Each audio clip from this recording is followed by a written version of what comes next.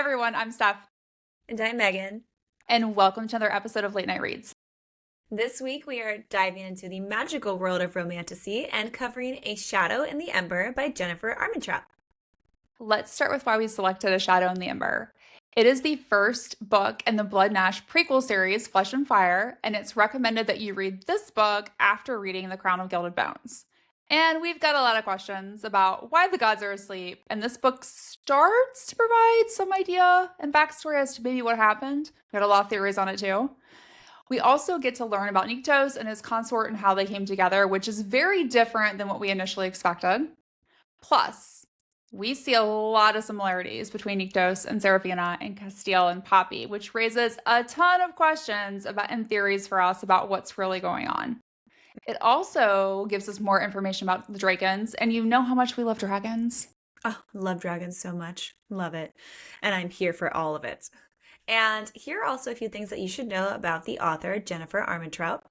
So first, she is a New York Times best-selling author and writes young adult, paranormal, science fiction, fantasy, and contemporary romance. We would definitely consider the Blood and Ash series to be an adult romantasy based on its X-rated content sometimes, so keep that in mind. Also, Jennifer has a full house with a husband, dog, multiple alpacas, goats, and sheep. She was diagnosed with retinitis pigmentosa, a group of rare genetic disorders that involve a breakdown of and death of cells in the retina, which eventually will result in the loss of vision. So she is very passionate about educating people on the varying degrees of blindness, and we just support her all the way. So before we jump into this book, a couple of key reminders. This episode will contain spoilers. We assume if you're listening, you've read the book. You've been warned. This book also, similar to all the books in the Blood and Ash series, contains a lot of topics that may be sensitive for some readers. Assault, blood, bullying, child death, regular death, emotional abuse, murder, physical abuse, prostitution, sexual assault, suicide, torture, and violence. If there is basically any kind of trigger warning, there it is.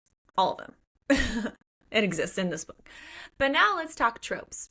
So first off, we have arranged marriage. So Serafina, or Sarah as she's called sometimes, her entire life is centered on becoming the consort to the primal of death due to a deal made by a previous king hundreds of years ago. It's the weirdest arranged marriage considering Sarah wasn't even born when the so-called arrangement happens. They're just like, one day this girl who will follow down the family tree will get married to this guy. Okay, nothing you can do about it. But because of this, she is the chosen one. So as part of this deal, Sarah is told she is chosen to become the consort, and her whole deal in life is to make him fall in love with her and then kill him so that she can save her kingdom from the rot that is just plaguing the land. Next, we have protector and savior. So in a lot of ways, both Sarah is seen as the potential savior for her kingdom, while Nyktos can then be seen as a protector for everyone who lives in his court. So we see numerous times where Nyktos ends up saving Sarah's life too, and it's just kind of a back and forth with each other. Next, we have different worlds. This one is pretty obvious since Sarah and Nyktos definitely live in different realms at the beginning of the book. Sarah lives in the mortal realm, while Nyktos lives in the Shadowlands. Next, we have touch her and die. So while Nyktos has always protected Sarah throughout the book, it's obvious that he will kill anyone who hurts her by the end of the book, especially when the three gods attack her, Eos and Bele. And Nyktos kills all the gods who attempt to hurt Sarah. Good for him, as he should. And then we have an age gap. We definitely have an age gap between Sarah and Nyktos. He's hundreds of years old, and she's like in her early 20s.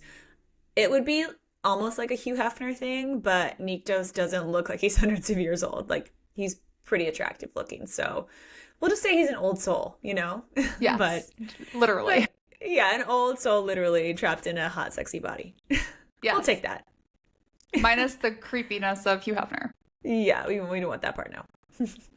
All right, in terms of every magical twist, there's a lot that happens in this book. So, most importantly, we finally get to meet the first maiden. She exists! There is a first maiden!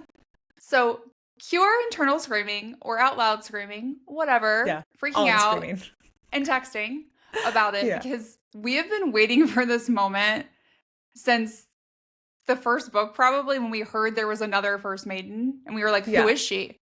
And thought maybe it could be Poppy's mom, Cora at the time, which turned out to be wrong. Yeah. Or we thought Miss Willa was. And it's like, nope, that's not her. Right? Or Isbeth was. We had lots of ideas about this. And it's very different. They were all wrong. Very wrong. Did not see this coming. Nope. So kudos to Jennifer Armentrout for blowing our minds once again with this little twist. So let's talk about the first maiden, Seraphina, or Sarah. She's technically a princess of Lasana, but no one in the kingdom knows about her. So she's like the forgotten princess. And she is considered chosen, similar to Poppy. And she's a maiden. And she's, as Megan said, destined to be the Primal of Death's consort on her 17th birthday. That's right. We're going to give away this poor girl to a Primal of God when she's 17. For him to do whatever the fuck he wants with her. Or at least, like, that's the plan. Doesn't that sound like just bizarre to anyone else? So weird. I'm just like, who would agree to that? But again, they're like, well, it's not my problem. Like, it's not me. It's a future generation's problem. Yeah. It'll be fine. It'll be fine. So, because of this destiny, her family has like ignored her for her entire life, which is, I don't really understand like why. I guess they thought, well, she's going to go away in 17 years, so let's not ever have a relationship with her. Let's not get attached. And they definitely don't. And it's actually like heartbreaking to read like what she's endured, because she's had like no affection from her mom. She's been taught how to fight. And then she's been taught how to seduce the primal god to fall in love with her. Like, that's her job. And I'm like, we could have used some more like description of that part. I mean, we really could have. We really could, right? It would have been nice. Made like a book on it. We got Miss Willa's diary. Why can't we get like the art of seducing a primal god? Just throwing it out there. I'm curious, did Miss Willa's diary exist at this point? Like, was this part of her training? Like, how old is Miss Willa? Did she read these chapters? Yeah, right. We know she's like thousands of years old, I think. But also, how far back in time has this happened? That's one thing we don't know. Did she help with the training? I don't know. We don't know. We'll find out. Maybe not. Hopefully. Maybe not. Hopefully. So think about being a 17-year-old girl and you're like, hi, you need to make the primal of death fall in love with you. And then you had to kill him to save the kingdom. Like, no pressure, no big deal. It'll be fine. So good. The fate of the world rests on your shoulders and between your legs. Literally. So you spend like 17 years of your life preparing for this. Yeah. And the problem, when the primal of death shows up at the temple, he makes it clear to her, I don't need a consort. And then he leaves. Excuse me? What? And then he like whispers that to her. And then her mom is like furious. Like, what have you done? I'm like, were you not in the room? She did nothing. He came in, looked at her, and then left and was like, bye. Talk about a shot to your confidence, though. Like, this girl got all done up, like her hair's done, her makeup's done. She got full body wax, which, ouch. Ouch. And to go through all of that for them to look at you and be like, no. You're like, thank you, next. Excuse me? You're like, take another look, sir. Right? This is great. What are you thinking? Like, oh, so pissed for her. Exactly. Well, and it doesn't help that, like, now, you know, she thinks, well, the entire kingdom's going to die because some primal of God didn't think that I was hot enough. Yeah. Like, shit. Fuck you. That's what I thought. I was just like, I hate all of you. Yeah, seriously. But then, you know, fast forward 3 years, and the primal of death still has not come to collect Sarah, and she's treated even more poorly for failing to save the kingdom by becoming his consort. And did we also mention, you know, that like everyone thinks she is actually a handmaiden to her mother, the queen? So not her daughter at all. Super shitty mom. Like, after all of that, she still is just like, you're still not my child. I'm still not going to acknowledge you in public. Like, God damn it. And of course, like, Sarah still like tries like all those 3 years, like every year to try again, and just never shows up. No.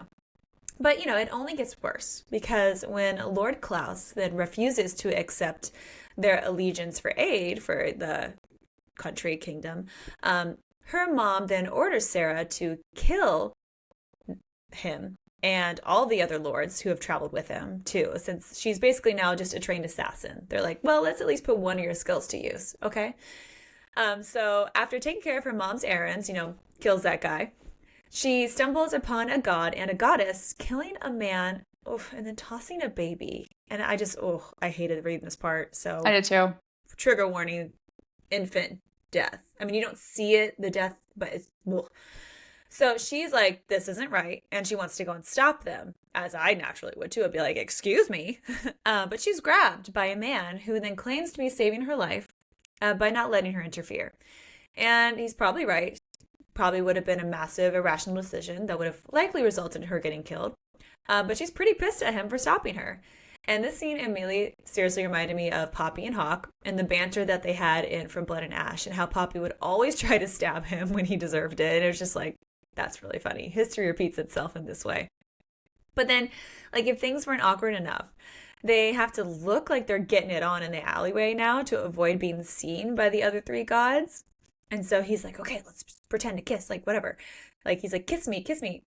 And she does. And then they start really liking it. Things start to heat up, and she, like, bites his lower lip. And this is when she mentions that he tastes woodsy and smoky like whiskey, which also, again, reminds us of how Poppy would describe Casteel tasting like pine and stuff like that. So, little interesting similarities there.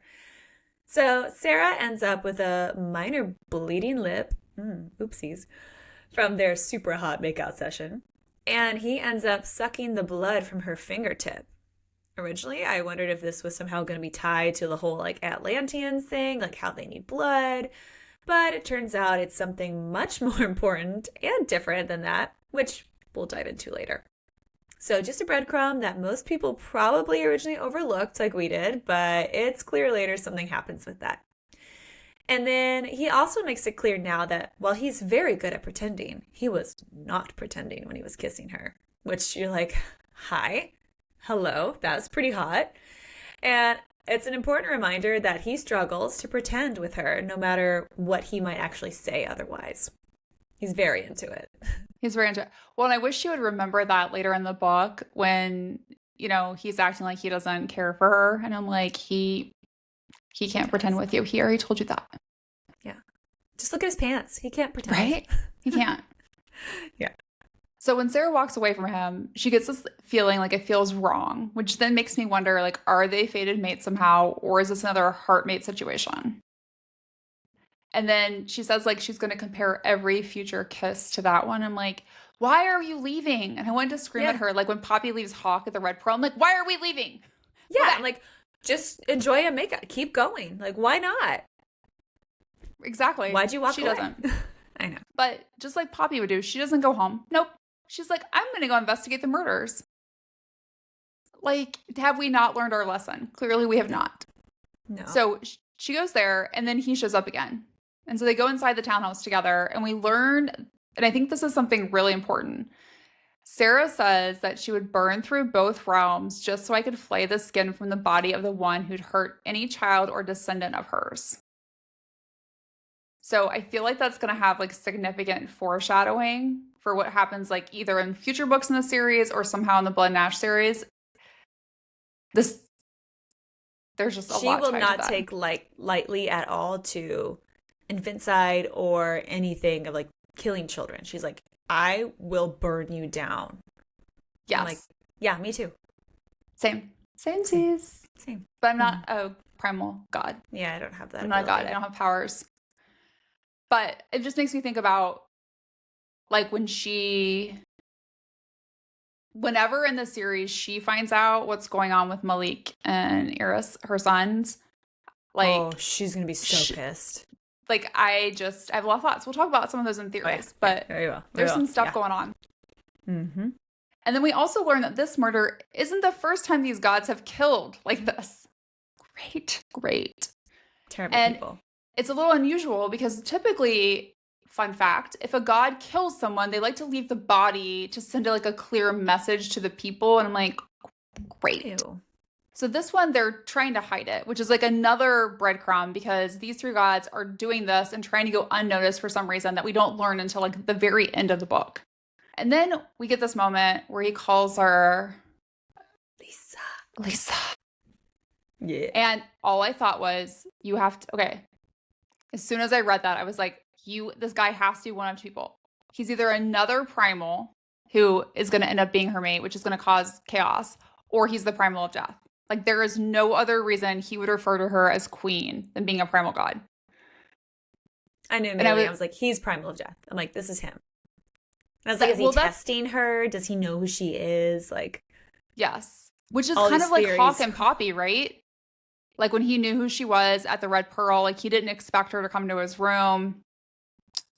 So, like, just there are so many similarities between that scenario and this one. And then we get Sir Holland, who made me think of Victor and how he would train Poppy under the radar, right? And he was like a surrogate father. And so I got this like same vibes. And especially when he points out her poor decisions about wandering the city. And I'm like, I've read that before. I've read that before. Having deja vu here. A little deja vu. Yeah. You make irrational decisions and like to stab people. That's not great. She's a bit stabby. A bit stabby, literally. And so what's interesting is he still believes that Sarah is vital to the survival of Asana and that the primal death will come for her. Mm-hmm. And I'm like, are you too optimistic? I've had times when I'm too optimistic. But like, no, he does have a reason to believe that. But when I was reading it, I was like, it's kind of like I wanted to pat him on the head and be like, oh, that's so sweet that you think that. Yay. Like, oh, yay. You're so pretty. Wrong. So pretty. Like, good job. Trying to cheer her up and make her pretend like she's not ruining the kingdom. But he does point out, like, when we first kind of meet him, that Sarah carries the ember of life, hope, and the possibility of a future. And doesn't know and that she doesn't know what the primal of death thinks. And I was like, there is so much foreshadowing in this book. I think more so than some of the other ones in the Blood and Ash series. And I was just like, oh my goodness. Yes. What does that mean? Yeah, I'm like, okay. Super big breadcrumbs. You're just like, should I be following this? Is this a breadcrumb or am I thinking into it too hard? But, you know, we know later that like Sir Holland is not who we think he is. No. And it's not very exciting. It is very well, and because here's the problem. I feel like I've been Taylor Swift. Like, I use it as a verb now, right? Where like I read stuff in these books. I've been swifted, and I'm like, oh, that's probably a breadcrumb. And then like, you know, we get our crazy map out with our little yarn and our theories, and I'm like, all this stuff, and then I'm like, or was it like, or did he just say that because when Jennifer Armentrout was writing, she was like, oh, this would be like fun to say, and I've now taken it to the 12th degree. Yes. And then everything crumbles because you're like, this is not existent. This is not real. On to the next theory. Yes. Yeah. But as it turns out, Sarah can actually, one of her gifts is she can bring animals back from the dead, similar to Poppy, but she hasn't tried it on a person before, even though like we see her attempt it with Odetta when she thinks she might be dead the first time we meet her. And Odetta then just like drops a breadcrumb about how only the fates can tell Sarah what it means for her to be touched by death and life. And it's at this point I noticed that, you know, fates is capital F. So in the book, meaning like it's going to stand for an entity rather than an ideal. So I'm like, are these like the three fates like from like Hercules, you know, who have like the string and stuff, like maybe. And so the concept of heartmates is also brought up. And we learned that the touch between one was full of energy. Their souls would recognize one another and they can walk into each other's dreams. Ooh. And the loss wasn't repairable. And so honestly, when they talked about dreamwalkers, I'm like, Violet? Like, this, you know, interesting. I wonder if there's something there. But that's a total big cross into another world, obviously. But this raises so many questions and theories about Poppy and Casteel and what it means for them in the Blood and Ash series. And it also makes me question if this series is related to Sarah finding her heartmate. So more on that once we dive into theories later. So after a shitty encounter with her mother, because that lady is a queen bee, Sarah goes wandering at night and stumbles into trouble, much like Poppy always did. And she feels death and sees one of the gods from the other night, Mattis. And of course, feels the need to follow him. Sounds exactly like something Poppy would do. Mattis happened to kill the seamstress who was just with her mother at the castle earlier that day. And when she sees her body, her eyes are like burned out. And you're like, oh God. Oh. And literally Sarah gets spooked, obviously, by someone else in the house and turns and just immediately starts stabbing that person. Very stabby, just like Poppy. But it turns out she stabbed the god that she met the other night with her Shadowstone dagger, which supposedly can kill a god if they're stabbed in the heart, like in the head or the heart, but he doesn't die. So this feels like another important breadcrumb for the series in Blood and Ash, since we know Poppy is also a god. So thankfully she wasn't able to actually kill this god, but she did piss him off because, when you get stabbed, you don't usually like that. And he's really pissed off, but she isn't sorry about doing it since he scared her. And, it's your fault you got stabbed.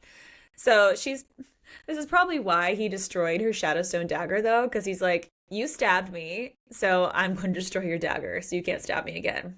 It's like, well, and you're not even sorry. I feel like that's not even sorry. Like, it sounded so much like Poppy when she was like, yeah. Well, you deserved it. You deserved it. Of course I would do it again. Yeah, it's like, don't sneak up on people. I will stab you. But then he's like, don't wander into an empty house without checking if someone's there. It's the banter is so funny. It's so good. And so in those conversations, we learn that gods don't necessarily know what other gods are up to. So it's not like they have like the tea on that. Yeah. And there are supposedly things that gods and primals can and cannot do, which we never really get a list of, like a full list of, which I think might be important later. Yeah. And the reason that is because every cause has an effect, which makes sense. But I would like to know, like, what is the supposed list of everything they can and can't do? Yeah. And we also learn there are some primals that just give 0 fucks and do whatever they want. But if things are not crazy enough, if stabbing the guy's not enough for you, then this dead woman comes back to life. Like, kind of, sort of. And no one knows what's going on. Even the god is like, I have never seen this before. And then as soon as I read it, I was like, holy shit, is this the first Revenant? Or something related to them somehow? Yeah, I was worried, I'm like, is she a Craven now? Like, ooh, I didn't even think about that. Like, I was like, I'm like, oh my gosh, she's a zombie. I'm like, is she a Craven? Is she gonna, like, start attacking you? Which, but still, I was like, oh my god, get out of there, Sarah. Get out of there. Well, and then she died quickly by the Shadowstone sword. Yeah, yeah. So then I was like, maybe she's not a Revenant. Maybe she's not a Revenant, because Revenants can't be killed. Unless this is like an early, like, prototype Revenant. It's a trial. It's a trial. It's like a beta. Yeah. It's like a beta Revenant. Just like see how it goes. Yeah. Because, like, we at least know in the Blood and Ash series, the only way to kill a Revenant is through draken fire. According to the Crown of Gilded Bones. That's what we've been told. So then Sarah finally asks, which I'm like, why did it take you so long? You usually have a lot of questions, like Poppy. Yeah. What does Leasa mean? And he's like, it means a lot of things. But all of them mean something beautiful and powerful. And I'm like, nice way to tell a partial truth. Have you met Kieran? Like, because you are not lying, but you are also not being truthful and fully honest. We are hiding things. I don't love it. Tell me the truth, please. Please, the full truth and nothing but the truth. Then we get to meet me, Lisa. So help me, Lisa. Oh, I love that. So help me, Lisa. So help me. So then we get to meet Princess Ezra, who is allowed to be a princess. So yay for her.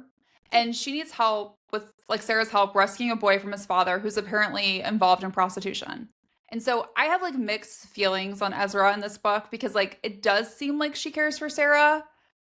Mm-hmm. The bar is low, you guys. The bar is really low on people who care for her. Yeah.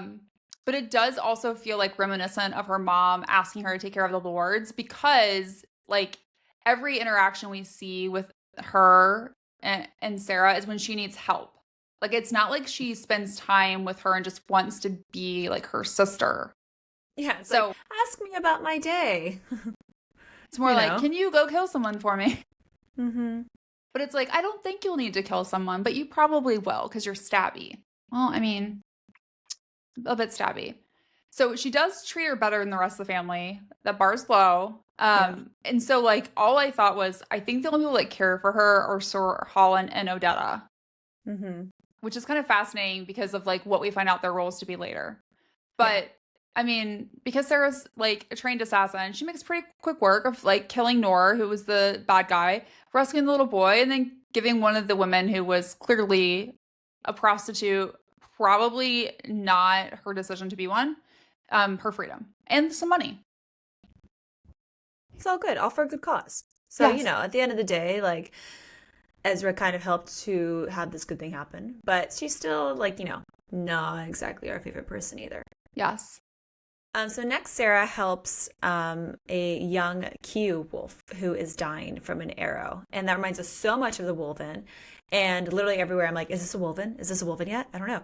But this must be before the Wolven were bonded and could transform from the people into wolves, since the wolf doesn't transform when it's injured, which is typically what you will see when the Wolven, when that gets injured, when that happens.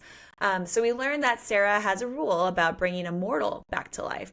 It's a line that she doesn't want to cross because she doesn't want that kind of power and choice. She doesn't want to be God or godlike. But this is, of course, a foreshadowing to what happens later in the book when she does do it twice.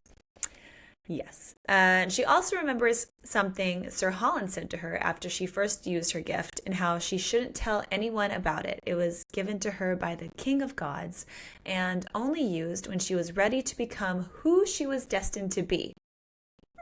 That's familiar. A little familiar. Kind of familiar to how Poppy's gift was talked about in From Blood and Ash, which made us start to question if Sir Holland knows more than he lets on. Maybe he knows Karen. Maybe he knows Karen. Yeah, maybe they're related. But now we're going to talk about the lake scene. Mm-hmm. So it starts out with Sarah just skinny dipping. Okay, no big deal. A way to relax. And, she just ends up with that same god that she's now met 2 times earlier, being in the water naked too. Oopsies. Oopsies, you happen to be naked too, which is really funny because she's like, what are you doing here? This is my lake and my space. Like, how dare you, like, stalk me? And he's like, I was here first. And she's like, oh, whoops. But, like this third encounter now makes us question if they're being pulled together by like a potential like fated mate, heartmate bond.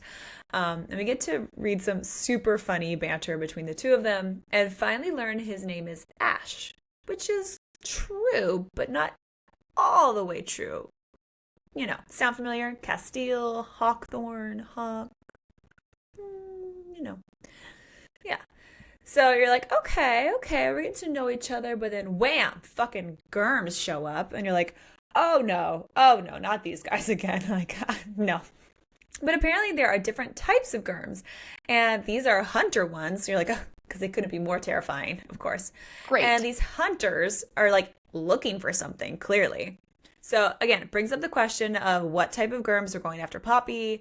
Ash tells her to go home, and he'll fight them off, but naturally, our girl doesn't listen and proceeds to kick some ass. Thank you very much. So we also see serpents come out of their mouths. No thank you. Reminds us of those creepy skeletons that came out of the ground in the Elysium, which I'm like, are these the same ones? I wonder. Like maybe they like decomposed in a way to be skeletons and the still yucky. No thanks. But Sarah's also like, oh hell no, she does not like snakes either. And we find out that the bite of these serpents is toxic, which is also foreshadowing to what happens to Sarah later in the book. Oh, but still, snakes, yuck, no thanks. Snakes, no. She's definitely afraid of them. And so she ends up like on a rock, like, and slips and falls trying to get away from one, which would be exactly what I would do. Like I would freak the fuck out. And then she gets knocked unconscious. So the snake does not injure her. Her own behavior to try and get away from the snake causes it. And she wakes up with like Ash taking care of her, like her head is in his lap, I think. And then we learn a lot during this conversation. So the priests are also Germs, but they're like slightly more mortal because they can have their own thoughts. Cool. But still yucky because snakes come out of their mouths.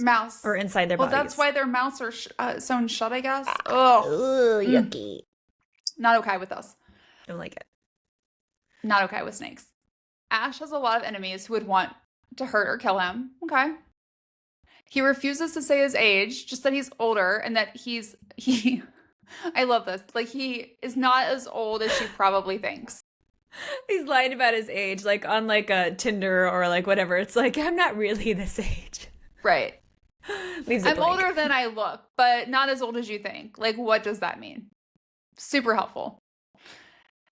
We also learn the primals that Sarah knows about haven't always held power. Some gods have walked both realms far longer than the primals, and I was like, well, I'm gonna need the backstory on this at some point. The first person Ash killed was someone he considered to be a friend, but he had to do it to save the lives of others. Then there used to be shadow flowers growing in the Shadowlands that were the color of blood, which made me think of poppies and how they appeared when Poppy went to the Lyceum, which we also see poppies appear later in this book. And the Shadowlands look a lot like the woods they're currently in and consist of 3 places. The Abyss, which is like the furry fires and endless torment. The Vale, which is the paradise for those who are worthy, but he can't tell you what that looks like. And the rest of the Shadowlands is like a village before the city. I'm like, okay. And what awaits in the Vale can't be shared with anyone mortal or god, and not even primals can enter the Vale. Which I feel like at some point someone's going to enter the Vale when they shouldn't. Like, I'm just like, and it'll probably be Poppy or Sarah. Is my guess. It's like you saying, I can't go there. Oh, I'm going to go there. I need to go there. Yes. I need to go there now. Mm-hmm. It's like in Lion King where he's like, this is the shadow. You may not go there. And Simba's like, see ya. I'm going right there right now. I'm drawn to it. Mm-hmm. So similar to Poppy and Casteel, apparently killing turns Ash and Sarah on.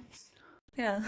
I mean, why not? Because he says, maybe I want or need to kiss you, which makes me think of the time when Casteel said he needed to kiss her before they made out in the pantry. Mm-hmm. Mm-hmm. So things get hot and enjoyable for Sarah.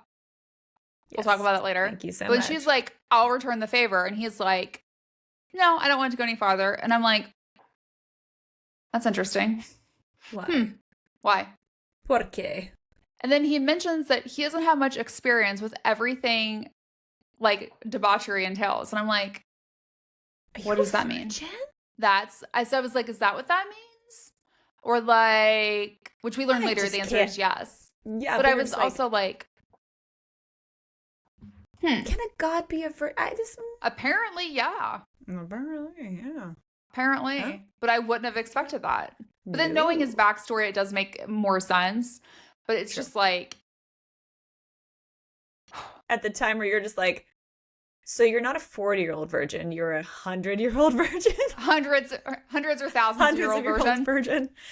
Huh. At that point, maybe you just took a vow of celibacy and you just, stuck with it. Right? Huh. Okay. I'm just like, so then I was like, do you have desire? Like, I mean, clearly he has desires because, like, with Poppy, does he, or with Sarah, with Poppy, with Sarah, has he never had those before with anyone? Yeah. I don't know. Or has he just kept himself apart? We'll find out. Does he kind of do, I guess, but then also don't. Does he still jerk off, though? Like, I mean, well, we know he does, like, memories of her later, but I don't know if he did before that. Right? I'm like, oh. Also, I'm like, that sucks. Like, ooh. But anyway, we'll get there. So the next day, Sarah takes some leftover food that she convinces the cook to give her. She wants to take them to a family that she knows is struggling due to the rot. Unfortunately, when she goes there to their house, she finds them all dead. And it appears they committed suicide by taking a potion rather than to starve to death, which is just so unbelievably sad and just like depressing and just like, ugh, I hate that. Just like the family's all in the bed. They just like, I'm like, oh God. And so clearly like this rot is getting worse, that people are like taking matters into their own hands and just like, they'd rather just die at their own hands. And like, oh God. But Sarah, of course, blames herself for this problem since, she apparently is the reason for the rot because, she was supposed to seduce the primal of death and become his consort and he refused her. So now the rot is still happening. So she's like, clearly I killed them. And you're like, that's a bit too far for that domino effect, but I understand how you feel. So furious now about what she's seen, Sarah heads straight to the king, and there is an encounter with her super icky, yucky stepbrother, Tavius. Ew. He's a real piece of work. Especially when he basically blames the entire family's death, again, like on her. It's like, since you're unable to do your job, you couldn't do anything, like this is all your fault. And the king steps in a little bit to de-escalate the situation. Sarah still gets hit in the head with a bowl that Tavius throws at her. And the two of them honestly would likely try to kill each other if allowed. And I'm like, I can relate to that. Yep. And I My think brother. Sarah would win. I think Sarah would win. I think she totally would because he's a little pussy bitch. But if that's not bad enough, Sarah gets lured by a servant into a room where she is attacked by 3 guards who were apparently paid to kill her and just not ask questions. So, of course, her being the baddest assassin she is, kills all 3 of them and assumes that Tavius is on behind it because she just had this encounter with him. Why wouldn't he do that? They're found then by her mother, who just like shows up and she's like, they were dead when I got here. She's like, they were like this. I don't know how this happened, but her mom is like, really? And she happens to have like a god with her, and so she's just like embarrassed, obviously, like, this is my kid I was telling you about, the one who's always stabbing people. But remember, she's not her kid, so she's got to pretend like, ooh. But again, this kind of makes you question like the timing of the attack, like why is her mom just suddenly walking in with a god, and woo. But this god turns out to be Callum, who is from the court of Dalos. Dalos, remember this place? Yes. That's the place that Casteel said, or not, Casteel. Miss Willa said not to ever go in. Yes, right, yeah. So I'm like, oh, there's a court. We get to meet somebody from this place. Cool. But then out of the blue, later, we see a god named Ector, and he gives Sarah a box that contains a Shadowstone dagger. We immediately know it's from Ash, because, of course, he ruined her other one, so he's like, here's a new one for you. And she was like, what is this? Who's it from? And he's like, don't ask questions. Just take it. And you're like, okay, that's probably a good rule of thumb. But it's a sweet gesture, obviously. And it's even more meaningful because Sarah has never even been given a gift before. So she's like, not only are you giving me something, but you're giving me something that I could use to kill you again. And I can be stabby. Yay! He's like Casteel. He gives her weapons and orgasms. Yes, sometimes at the same time. Yeah. So then we see, well, I guess we read about Odetta dying because Sarah's not present. And Sarah has this massive headache. And Sir Holland brings her something to help with it. And it's this tea concoction that he says will help if she drinks it fast. And then he tells her that she reminds him of Sotoria. Sotoria? How are we saying this? I think it's Sotoria, yeah. Sotoria. Okay. Yeah. Which is the girl that was supposedly so frightened by a god that she fell to her death at the Cliff of Sorrow. And because the gods saw her, fell immediately in love with her, and then became obsessed with bringing her back to life. Creepy. Great. Creepy. Stalker Sounds status. like a stalker, right? I was just like, sounds like a stalker. He's just like hanging out. And he's like, oh my God, she's so I love beautiful. you. I'm going to go say hello. And she goes, holy shit, there's somebody here. And she falls. And then he's like, I'm going to bring you back and you will love me. She's like, correct. No. She was not grateful when he brought her back. And then nothing the god did made her better or made her love him. And then she dies again. So you can't make people love you, okay? You can't buy love. Even when you bring them back from the dead. Can't make them love you. You can't. And I'm like, when I'm reading this, I'm like, why am I being told this story? Yeah. Which is like, because it's kind of like a weird story until you learn like its true meaning and like why Sir Holland was telling her. But he definitely like straddles the line, especially when you learn his role of a victor, of like what he should and shouldn't be doing. Like, I'm telling you enough. I'm dropping little clues, but I'm not interfering. Yeah. Mm-hmm. So at this point, I'm like, okay, I think Sir Holland is like a good guy. And then she gets up and goes to like the bathroom and she has blood in her mouth after drinking the tea. And I'm like, is he trying to poison her? Like, right? What is going on? Because I've been trained not to trust anyone in these books. Oh yeah, never trust anyone. So like we learn later, he's like actually a good guy. But I was like, now I'm suspicious. Okay, let's talk about the right, because we don't have any incentive. And we've believed up until this point in the series that Isbeth created the right as part of the process of making more vampires. But now we learn, like, no, she just took a previous concept that existed and changed it to fit her needs. So in this right, a chosen person is given to the gods to serve, and it's considered to be like a massive honor.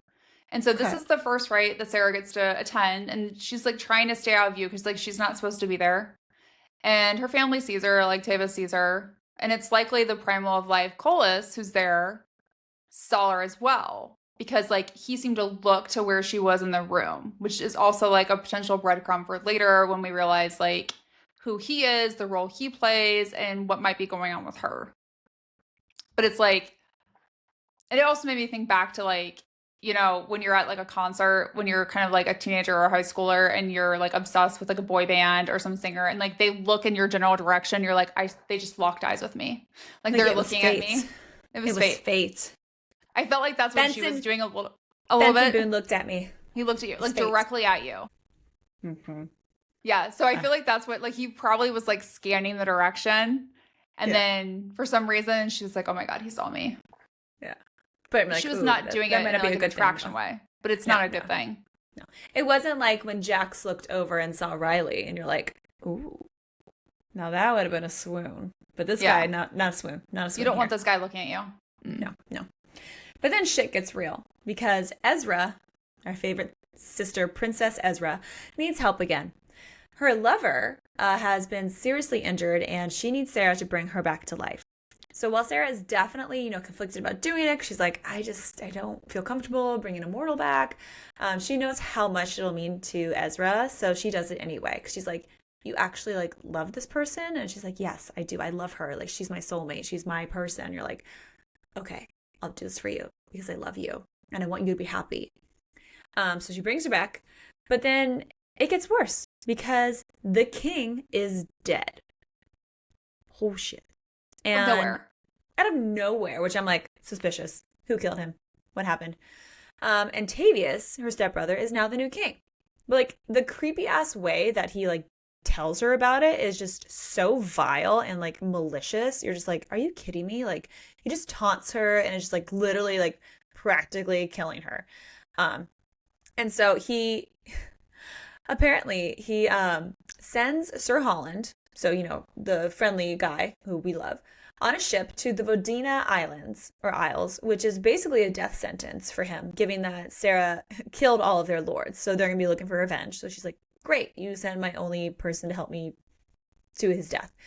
Tavius also then goads her into saying that he is not her king, which he's like, I was hoping you would say that because that's an act of treason. So he has the guards take her. And then he has her tied up and starts whipping her. And you're like, oh, no, you didn't. Like, if there's anything that we learned, whipping a woman, hello, Aelin, never going to be good for you in the long run, buddy. Never. They will come back tenfold and hurt you.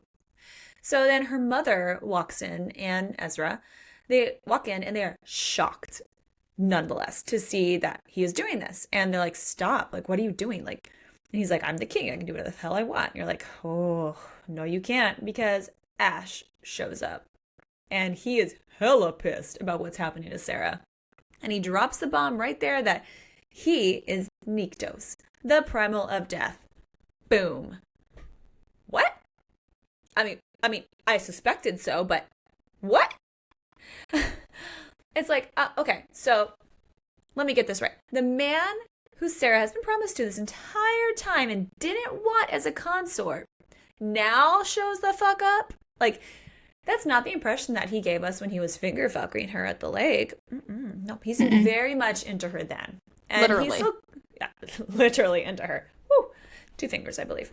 And he's clearly still very much into her because he's like, don't touch my woman, you will die. He kills all of the royal guards who were involved in this and causes their bodies to literally just crumble out of nowhere, just crumble. Blech, they're gone. Bye.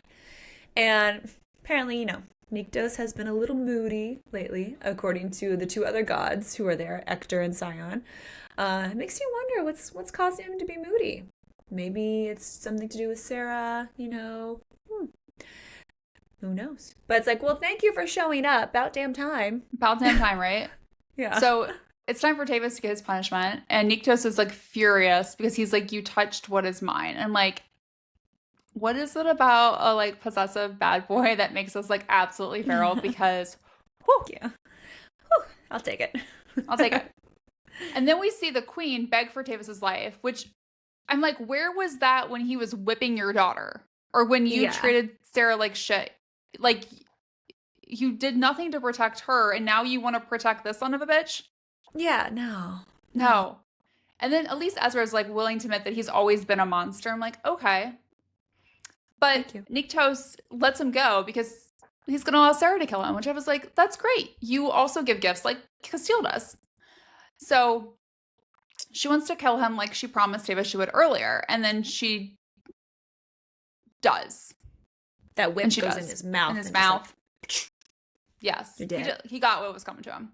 He got it. And then she tells Ezra to take the throne.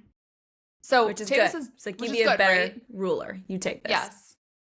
So Tavis is dead. So Sarah turns her attention to Nyktos, and she's like pissed now because now she's like, excuse me, what the fuck?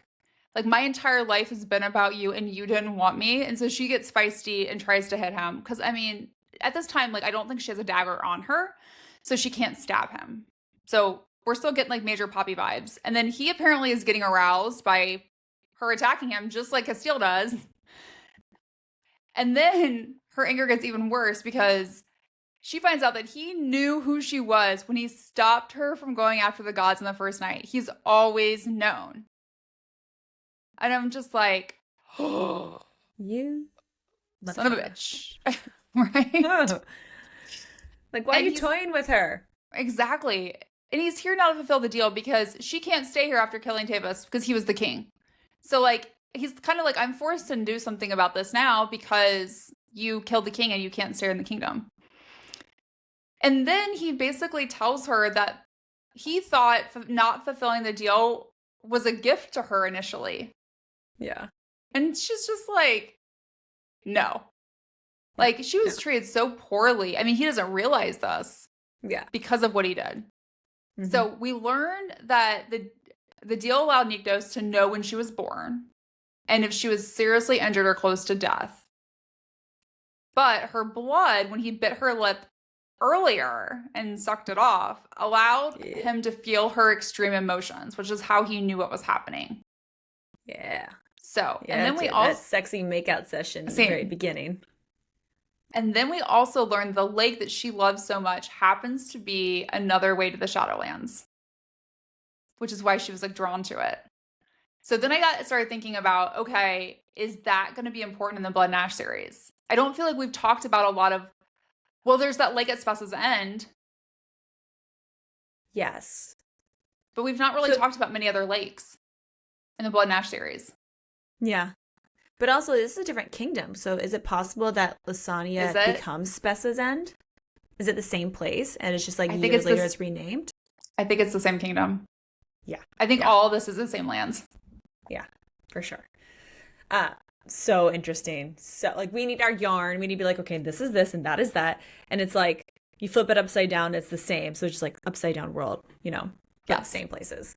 Almost same people in a way, too. Where you're like, Casteel, Poppy, Ash, Sarah.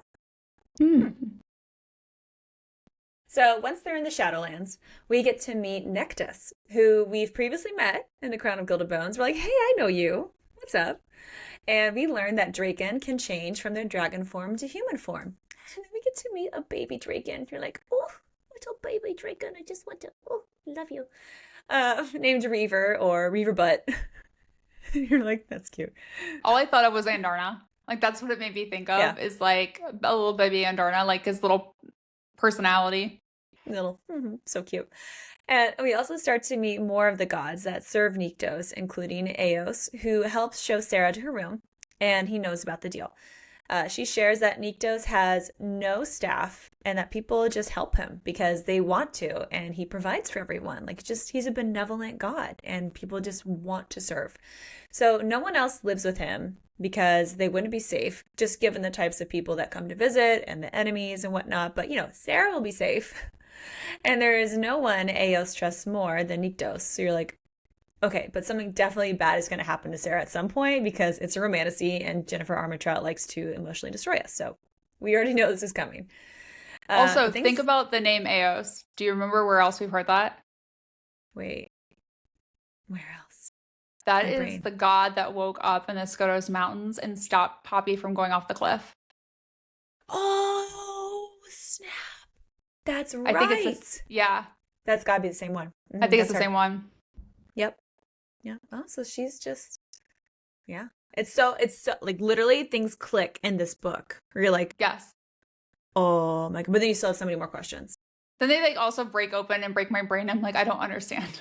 I'm just like, wait, what? Wait, what? Huh? Who? Could this mean this? Yeah, right. I'm like, I thought I was smart, but now I'm questioning things. But things do get steamy, and you're like, yes, I'm here for that. Sarah takes a bath, and Nyktos shows up and helps her wash her hair, and they ask each other questions, and you're like, oh, what a sweet bonding time! Like, how lovely. And he shares that he can read emotions due to his mother's blood. Who else can read emotions, guys? I don't know, Poppy. And anyone with her blood can do so. Again. So he rarely tries to intentionally use it. He tries to respect people's boundaries. And you're like, okay, okay. Same thing with Poppy. And then he helps to dry her off with a towel. And it just turns hot and steamy really, really quick because he ends up giving her a repeat of the lake and shares how he thinks about that night when he masturbates. And you're like, tell me more. Like he literally like bends her over the tub and you're like, oh my God, yes, thank you. We'll get to that. And then Nyktos drops a bomb. I'm talking B-O-M-B bomb. He actually never made this deal with the king. It was his father. What? I did not see that coming. Yeah, no, did not see that coming at all. So the death of his father then transferred the deal to him, along with the Shadowlands and the core and the responsibilities, etc. So that's why he didn't originally take her as a consort all those years ago, because he's like, I never consented to this deal, and neither did you. So it makes him then really admirable for wanting to do the right thing and the opposite of what one would actually expect from a primal of death. And you're just like, oh my God, this makes so much sense now. And he had Lathan often watch over her because he was worried that other gods would learn that she was supposed to be his consort and then try to harm her. So, but then Lathan was killed, and you're like, uh-oh. So he's been worried that his enemies would try to find her and harm him to use as leverage against him. So now you're like, oh, you are sweet, and like you do care. You have more than one decent bone in your body. Yay. And it's really sweet. And he's like, this wasn't like, it's all about consent, you know? He's like, how could I take you as a consort when you didn't agree to this and I didn't agree to this? And I'm just like trying to do the right thing here and like make sure you're safe. And then shit hits also the fan. Have a conversation. But also, I'm like, communicate. Communication is key. Exactly. So the next time Sarah is with Eos, we learn a lot more about godlings, which are kind of like a new concept, gods and primals. So most godlings are mortal and carry no essence of the gods in them. Godlings who carry ether in their blood because their mother or father was a powerful god, that ether is passed down to them. And the culling, which we've also heard about in terms of like Atlantia, causes the ether to multiply and sometimes their body can't handle it, so they die. And I'm like, cool. That sounds horrible. Yeah, no thank you. But if you survive, you'll age slower. So every 3 mortal decades will equal to 1 year for the godling. Okay. And so most godlings who survive the culling live in the Elysium. We learn that primals and mortals can't have children. So my first thought was, I'm not okay with that because Poppy is a primal, right? Yeah. And Casteel is not. He's immortal. But is he technically immortal? Because he's an Atlantean, so he's not like a normal person. I don't know. How do we define immortal? He's not God. Yeah. Or is he now, though, because he drank her blood? He did. We have lots of questions. So many, yeah. Other book problems. Other series. That all ties together. If you're reading along with us, you're in this world too. Yeah. So gods have to assist godlings through the culling by giving them blood. Which makes me think of Poppy and Casteel. Gods do need to feed, but primals only need to feed if they've experienced some type of weakening, which is kind of like an open question that we have from the Crown of Gilded Bones was like, would Poppy need to feed? It is forbidden to ascend a mortal, so same rule, unless they're a third son or daughter, because it makes them a demi, which is a being with godlike power that was never meant to carry the gift. Yeah, which is just so crazy because you're like, wait, so you're immortal, but gods and mortals can't have children, but somehow you became. It's just like, wait, what? It's right. It's a lot of things, but that explains why like Isbeth. So right, like she has to be a demi then, right? Because she wasn't a third son or daughter, and that would explain why she could have a kid with Malik, Right? because she now is a demigod and no longer immortal. I think it's like a math chart. It's like my brain hurts from thinking so hard. Can Jennifer Armentrout please just Look, I need provide us a like spreadsheet? Yeah, it's genealogy, and then I also need like next to it like God, godling, primal, mortal. Can we also Like, get like a 23andMe, like somehow like a blood and ash in me, like something like I just so confused of what's going on with them at what point? Like who has children? Who is allowed to have children? What do they become? How does this happen? Correct. Like, oh my god. And how does it change over the course of the series? Because I think that does happen. And then we learn that mortals can live in the Elysium, which in Blood and Ash series, mortals can't go to the Elysium, we're told. But they, in this realm, or in this time frame, they can if they befriend a god, become a lover of the god, or have a talents that appeal to a god. And then Eos used to belong to a different court, the court of Carithia, and served the Primer May at one time, but is in the Shadowlands because it's the only place she knew she would be safe. So that makes me wonder, like, that something horrible had to happen to her. So it's like, is she going to be a topic in like one of the other books? I don't know. Like what happened to her? Like what happened to her? Yeah. So a few days later, Sarah does get to finally see Nyktos again, and she's frustrated because she's been like kept in her room the entire time, which reminded me of like how Poppy was like basically alone a lot. And he apologizes for saying like, that's the only way I could think to keep you safe right now because I have visitors. And he does give her back her Shadowstone dagger. Nice little thought. Thank you. And then we get to meet Jadis, who we know from the Crown of Gilded Bones is Nyktos' daughter, and leaves the Elysium with Iris. And she's like a baby draken. So like, little baby it's just like a little baby draken. I mean, it's not like this big, but in my mind, it's just like a little baby. It's a little baby draken. Feeding it a little bottle of dragon milk. Yeah. So then we learn something very important. The draken can know when a primal they are close to is wounded because they can feel it. And they will defend the primal, but they are forbidden to attack another primal. So I think like that's going to become really important later. And everyone who resides there, along with the draken, are bonded to Nyktos, which is similar to how it would work with other courts. So there are draken for other courts that are bonded to those primals. And there's one point Nyktos says that not like I think he was bonded to Nyktos' father, and then when he died, that bond broke, and then he chose to bond to Nyktos. But not some primals like force their drakens to bond, which I'm like, Things don't always end up well when you force somebody into it. No, like let's just let people have a choice. It's like a butterfly, if you let it go and it comes back, meant to be yours. But then Nyktos makes it very clear how much he is sexually attracted to her. It's almost like it's a major problem for him, and he knows she feels the same way about him. So countdown to sex has officially started, and we cannot wait. We're like, come on, you've been teasing us this whole time. Let's get it on. Then he takes her on a tour of the palace, which I'm like, okay, that's lovely. I like this. Tells her about the rules/agreements because he just doesn't want her to meet like the same fate as his mother. You're like, tell me more. But we know that Sarah is free to go any place within the palace and grounds, but she cannot enter the Red Woods without him because she'll die if she does, which naturally we're like, oh, she's going to go there. Clearly. If you tell me not to go somewhere, I'm going to go there. But she can enter the city, but only after she's been introduced as his consort, and she must have an escort because, of course, people are going to be like all over her. Or maybe it should be like a celebrity, and you're like, paparazzi. But paparazzi want to kill you at the same time.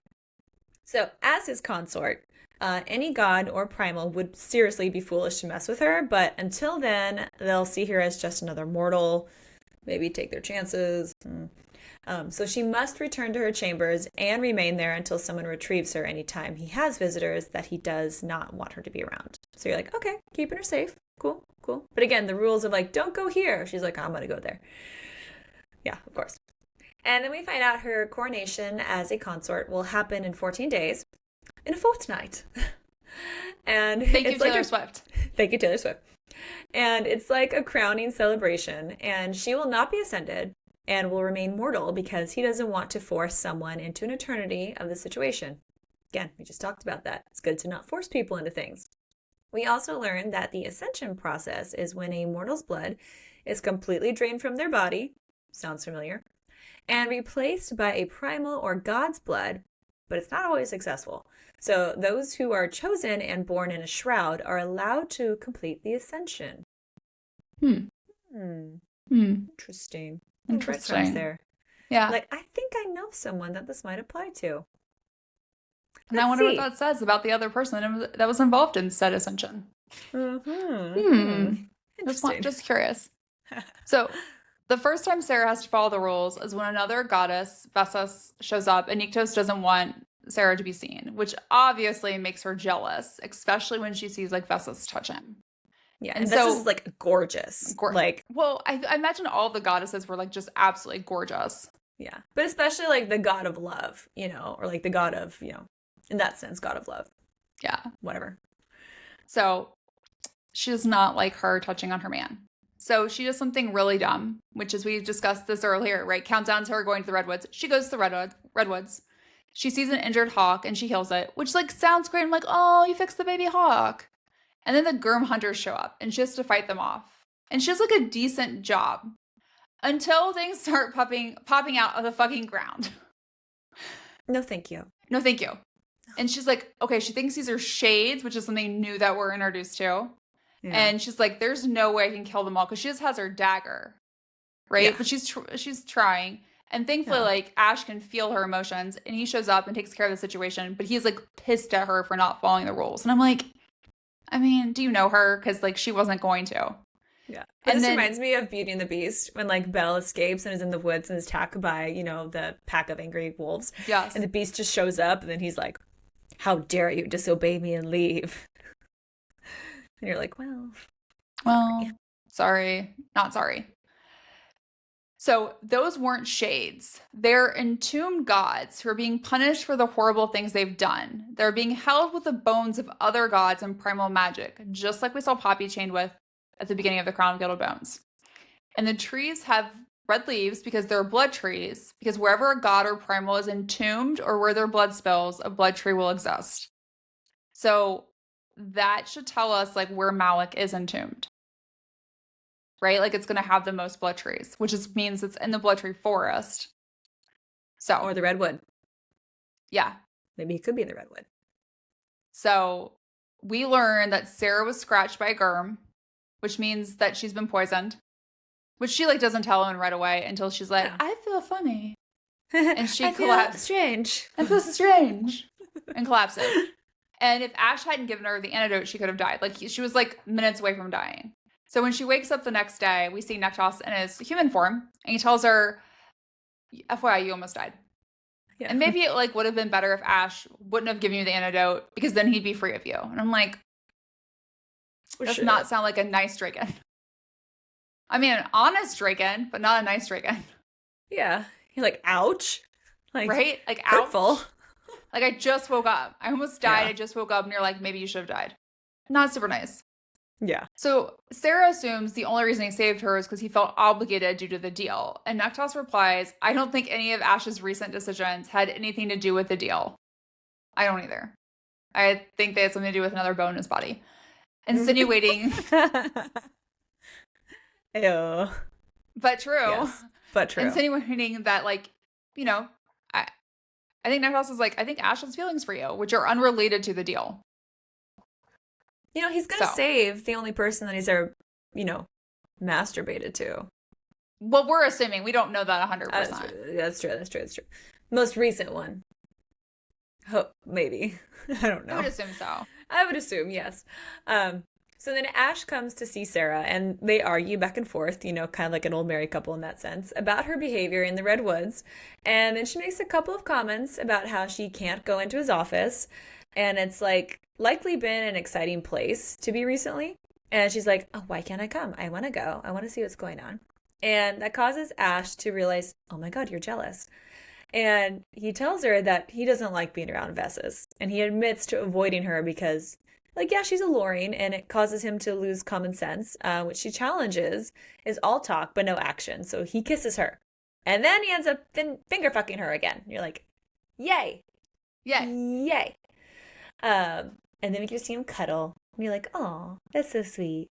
And a little sad thing happens, and we learn like Sarah has never physically slept next to anyone before. Like she's never been cuddled. Like rarely has she ever even be like hugged because like people weren't allowed to like touch her.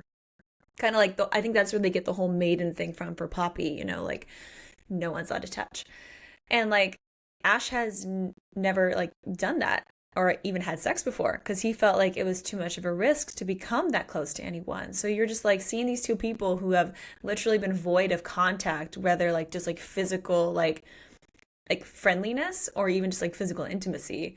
And you're like, wow, good, look at you two letting your guards down and like touching each other, but like in a sexy way and in a loving way, and just like a, like we all need a little human comfort sometime, or God comfort. Yes. Or orgasm. And please, yes, lots of those. We all need lots of those. Yes. The world would be a better place if we all just orgasmed a bit more. There would be no insomnia. There'd be no insomnia. You put that on my tombstone. Later we learned. Or a t-shirt. Ooh, yes, okay. I like it. So later we learned that everything mortals have been told about the Chosen and the Right are a lie. Sounds familiar, right? Nothing is real. Everything's fake. And in the past, the Chosen did ascend and serve the gods, but that's not what has happened for a long time. So Chosen have not been ascended in several hundred years. So now Chosen are treated as objects to be used and given away or toyed with and then eventually broken. So Ash also shares that he tries to help Chosen who wants outs, like the seamstress and Gemma, who we talked about, and she is currently missing, but hiding them in his court. So he's just trying to help all these Chosens to basically stay safe. And at this point, it felt like history was repeating itself in the entire Blood and Ash series again, because you're like, oh my gosh, there's so many similarities, and like now things make sense, like why things were they where they were in Blood and Ash, and you're like.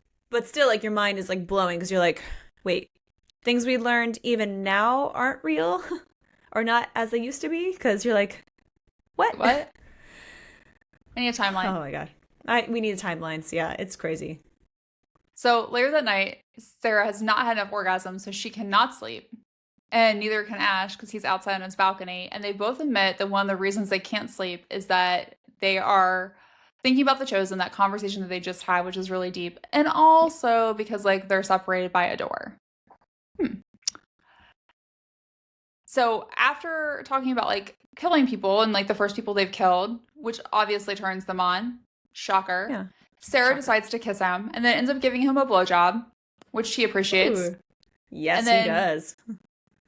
Falls asleep on the balcony with him, like all cuddled up, which is like so sweet and cute. And then when they wake up the next morning, Nyktos. There's so many like Nyktos, Nyktos. They're all so similar. My brain's like, what? Huh? And Jaeus are there. And then Nyktos. Yeah, it's oh man. Says he'll claim her as his own because he's never seen Ash. Daddy Dragon. Ooh, I like that. Change approved. Hey. Will claim her as his own because he's never seen Ash so peaceful. And I'm like, oh. So now I'm like convinced they're heartmates, right? Like yeah. So Ash has court and she needs to stay in certain parts of the palace to avoid being seen. And Ector's like, I can take you on a walk. I'm allowed to take you on this part. It's fairly calm until others show up with Gemma, who's in really bad shape. Looks like she's kind of like been beaten. And then Sarah realizes like she's dead. And then Jadis and Reaver start acting really bizarre and making these loud noises. And Sarah feels like her gift is too strong and she feels compelled to use it on Gemma and starts glowing silverly white and smells fresh lilacs and then brings Gemma back from the dead, which shocks everyone in the room. And I'm like, I feel like this is another foreshadowing to like what we're going to experience with Poppy later. Yes. So it's like lilacs are the smell of life. Yes. But rotten lilacs, like, like yucky, it's like smell of death. Yes. Very much so. So everyone's shocked. Ash is amazed by what Sarah did and tells everyone in the room, like, and threatens them to not speak about it. And tells Ector to make sure the gods are on alert on the rise. So they have a rise down there too. And to alert him at once if anyone from another court shows up. Why? Because when Sarah brought Gemma back to life, a ripple of power was felt by everyone, which means other courts would have known. Yeah, like a power surge going out, like an earthquake. Yes, like a little ripple. And then that's when like Ash realizes those 3 people, other gods that were in the Gurm Hunters were searching for, they were searching for the person that created that ripple before. Because in all those occurrences, she did something to cause it. Yep. Now they're like, what was that? What I was want to feel that power source. I'm going to go hunt it. It was Sarah. And be creepy. And yeah. Ugh. So Sarah's like, ew, I don't want more of those creepy things coming after me. Like, no, snakes, go away. Bye. No. But then we find out like the truth starts coming out. So the Ember of Life that Sarah carries, within her to do all this comes from Ash's father, not Colas. Because Ash's father, right? And you're like, wait, what? You're the primal of death. So your daddy was primal of death. What do you mean he has Ember of Life? Well, no, because Ash's father, Athos, is actually the true primal of life until his twin brother, Colas, stole it from him. And I'm like, twins run families. Twins run in families. Also, I'm just like, this feels honestly like a soap opera at this point where you're like, there's twins who are like killing each other and just like masquerading as each other. It's crazy. It's like a telenovela. Yes, exactly. Telenovela from Kingdom of Ash. So Colas was originally respected and feared as the primal of death, while Athos was worshipped and loved by gods and mortals as the primal of life. And Colas was the god that saw Sotoria when he was in the mortal realm. Remember, he's the god that like snuck up on the girl and she fell to her death. So he sees her, falls in love with her upon first sight. Sotoria was scared of him, falls to her death, and Colas wanted to bring her back. So he begs his twin brother Athos to give Sotoria life back. But Athos refuses because he wouldn't take a soul from the veil. He's like, once the soul is already there, I'm not going to take it back. If the soul chooses, that's their choice. But Colas is like, no, that's not good enough for me. I don't like that. He spends the next several decades trying to bring Sotoria back. He finds a way then to switch places with his brother because he's like, well, the only person that can bring her back is the primal of life. So I'll just do that. I'll become the primal of life. Switching places like a Freaky Friday thing. And by doing this, obviously, like everything gets fucked up in the world, So this act alone kills hundreds of gods and it like completely like severed Athos and Colas and weakened and even killed like many primals too. So it's like, dude, you can't just like change positions and decide you don't want to be that god anymore, And the mortal realm then felt it in their world as like earthquakes or tsunamis, like a ripple effect of energy. And Colas then, now that he, is the primal of life, brings Sotoria back to life. And she's completely horrified by what has been done, obviously. Because she's like, I was safe and sound and happy in the veil. Why'd you bring me back? And also, look what you did. I also don't even know you. Yeah, also I'm like, you're a stranger who scared me. And I died. Like, no, what do you mean you love me? You don't know me. I don't know you. Get away. Stranger danger. Yes. And so she's like, and, eventually like dies again, maybe of natural causes. She's mortal, but in a way not, because she's brought back to life. And basically to prevent that from happening again, because they're like, Colas clearly has this thing for this chick. Maybe he's going to do that again. Athos, who is now the primal of death, can mark her soul. And he did that so that Colas could never reach her again.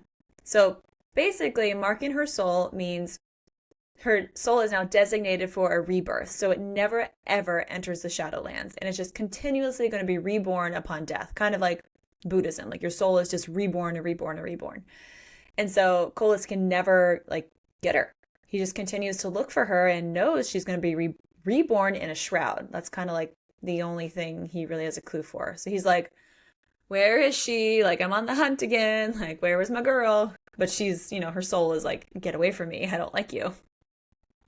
So as, basically retribution for Nyktos doing that, Kolis is pissed and kills Ash's mother while she's pregnant with him. Because he's like, well, this is only fair. Like, you killed the love of my life and I can never have her, so I'm going to kill the love of your life. And you're like, that's not fair, actually, buddy. Like, that's just mean. Like, you're a bad seed. You're the evil twin, clearly. And Kolis then, to make it even worse, destroys Ash's mother's soul upon her death. And you're like, oh my God. So, like, her soul's just gone. Like, it's not even in the Shadowlands. It's not in the Veil. Like, it's gone. Ceases to exist, which is like the ultimate, like, death. And he then destroys all records of the truth in the Elysium and the mortal realm, hiding the fact that he wasn't the true primal of life. So, like, everybody legit believes that Kolis is the primal of life, even though he's an imposter. And you're just and always has been. And always has been. And you're like, whoa. So, crazy. Since he wasn't destined to be the primal of life, he cannot grant life and therefore cannot create it, which is why there's been no primal born since Ash. And that's why no chosen have ascended. And that's why right? And that's why things are dying in the Shadowlands, in the mortal realm too. Because two primals of death cannot rule. And Kolis is the oldest primal, so he's the most powerful, and he could kill anyone, and a new god would not be able to rise. He also has his brother's soul. So, super not great. No, not great. And then Ash believes that Nyktos placed an ember of his life in the mortal realm to make sure there was a chance for life in the future. And the Poppies came back a few days after Sarah arrived because the ember of life within her is slowly bringing life back to the Shadowlands. So the rot is a consequence of there being no primal of life. The deal had nothing to do with it. And she's just like, what? My whole life is a lie? Well, think about when Poppy found out from Casteel at the end of From Blood and Ash, so like everything she'd been told was a lie. Like that's what it reminded me of. Like, excuse me, what? So the deal mainly, like, it allowed Nyktos to change the climate in the mortal realm until a certain expiration date when things would return to its original state. So the weather has been impacted by what Kolis has done. And it was just like a temporary reprieve. So this causes Sarah to realize there's nothing she could have done to stop the rot, which is like devastating, but then also freeing because like it means that like she doesn't have to make Ash fall in love with her, and more importantly, doesn't have to kill him. Yay! Until you would think Belle like realizes that Sarah learned how to end the deal in the favor of the summoner, meaning like you were gonna kill Ash, which then makes Ash real fucking angry. Yeah. And like I think he's probably pretty hurt, but mainly he's angry right now. Mm-hmm. I mean, rightfully so. Right? This person who's like revealed everything to you, find out was potentially planning to murder you the whole time, and you're like, oh, you backstabbing bitch. Raised to do it. Yeah. So oof, not good. Like things are about to get like really chaotic there, and then like a horn goes off indicating they're under siege, and that's when like Sarah's like, he's no longer. I realize at this moment he's no longer Ash to me because Ash is the name that very close friends use for him. He's now Nyktos, the primal of death to me. Yeah, the wall went back up. The wall, major wall. He's pissed. Probably like 5 feet deep. He's super pissed. You're not getting in my heart again. Like, I'm mad at you. Yeah. Well, and he said before, like, he could never love anyways, right? Yeah. So. It was all just lust. It's lust. But even now, like, I don't know if she's going to get any lust either. I mean, you know. Maybe never say never. But, you know. But meanwhile, chaos is ensuing with the attack. where Sarah is forced to then go with Nyktos because she can't be trusted to leave her alone at the palace. Because they're like, I can't trust you. You're a backstabbing bitch, literally. And also front stabbing because you've stabbed me many times. Yes. So it turns out the Dakai are coming out of the water and killing everything in their path. Great. Cool. Love it when that happens. And they happened to be able to sense the ether that rippled out of Sarah, and they're looking for her. Because, everybody's looking for her. Great. So let's just say all the other gods with Nyktos are pissed at Sarah. Yeah, because, she originally planned to kill Nyktos and now don't believe that she would never harm him. They're like, yeah, I don't believe you. Like, we're mad at you and now we have to drag you along. Like, great. So during the battle, Sarah does help fight with the other gods, but there are just so many of them. It's hard to imagine they'll be successful when they just can't even use their ether because that'll just drag more of them out because they want the ether. So then the draken have to finally show up to help them. Yay, go draken, love it. And then another draken shows up that is bonded to Colas. And you're like, wait, that's not a nice draken. We don't like that one. But Nyktos ends up killing it. And you're like, okay, go Nyktos. Look at you go. All right, we like you, daddy. But after the fight, Nyktos is injured. And Nyktos tells Sarah he needs to feed. But likely he won't because he's been forced to feed in the past until he's killed by Colas. And he's like, So, that's not going to work. But he might be mad enough at you to feed now, which she agrees to. He's like, he's going to have to feed from you, but he's mad at you, but he might try and kill you because he's mad. So you're like, it's a risk, but it's a risk she's willing to take because she's like, I do, love him in my own way. And I'm not going to kill him and I trust him. But she's like, if I die, I die. I deserve that. So at this point, Nyktos seems to realize that Sarah really wouldn't have killed him, even if she never learned the truth about the deal, which he believes Nyktos does know. And it's just like, but their trauma has happened, Yes. Shit has gone down. They're like, I understand this is going to be okay, but I'm still mad at you for what happened. I'm still disappointed. Yeah. Yes, I'm very disappointed in you. So Sarah goes to his room and he's not pleased. And he's like, basically, get the fuck out. And she's like, you need to feed. You need the strength to protect the people. And then he tells her, if you don't leave, I'm going to feed from you and I'm going to fuck you while I do it. And I was like, please. And she responds, basically, in my words, prove it. So he does. Yay. Yay. So he does feed from her and it turns her on just like when Casteel feeds from Poppy. It's very similar. So when he stops, she's just like, you didn't fulfill your promise. And then she gets naked, causing him to feed from her again and fuck her. Finally. And then they do it again. And we're going to talk about it. But so good.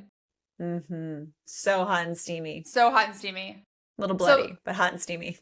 Only problem, Sarah clearly has feelings for him, but Nyktos claims he can never fall in love and doesn't want to get past the fact that she was going to kill him. And he doesn't seem to understand, she was raised her entire life to believe she had to kill him to save her people. So it's a kind of a heartbreaking situation because this, they're both victims of other people's lies and deals. So the next morning, Sarah's taking a bath and she almost gets strangled to death by this guy named Hamid, who had first told them about Gemma and everything. And so he's strangling her and is like, I'm sorry, while he strangles her. And then she hits him with you're not very sorry because you're killing me. Yeah. It's just don't kill me then. Right? Stop. And so she hits him with a stool and then Nyktos quickly shows up because he could taste her fear. And then Hector and Sion also show up.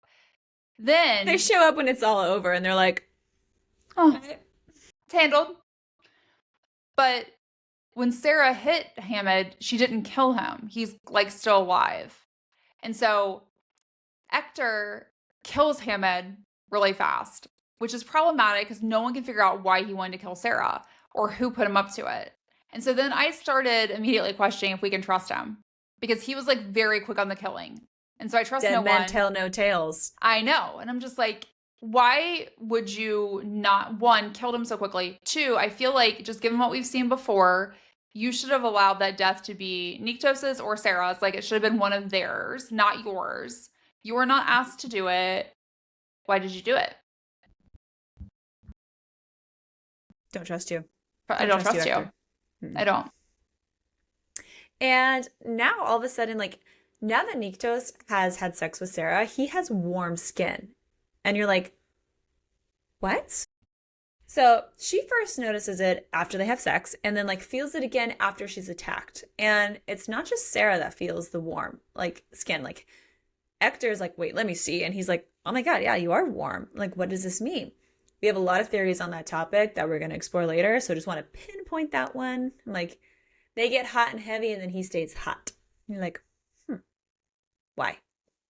So additionally, also now, Sarah's head starts hurting again and her temples, under her eyes and her jaw, basically like a really terrible migraine. And I'm like, ugh, been there. And Nyktos has a remedy for it. And it just happens to be exactly like what Sir Holland gave her back for it back in the mortal realm, which they were like, she's like, oh, I've had this before. And they're like, no, there's no way you've had this before. This is like only people like us know how to make this. She's like, no, I have. So, which makes you question then, like, is Sir Holland not who you said he was? Because we learn later, yes, it's true. He is not who he said he was in the book. So we have a theory then on what could potentially mean about Victor from Blood and Ash that we're going to talk about again later. So you're like, now my head is spinning. That I'm like, wait a second. So it turns out this headache isn't really a migraine, but it's a symptom of the choline, which she is now experiencing because she has the Ember of Life, about to go through it. You're like, oh, snap. And if Sarah isn't feeling bad enough, of course. Wait. I just thought of this. They say her jaw. She has pain in her temple and her jaw. Yeah. She's getting fangs. She's getting fangs.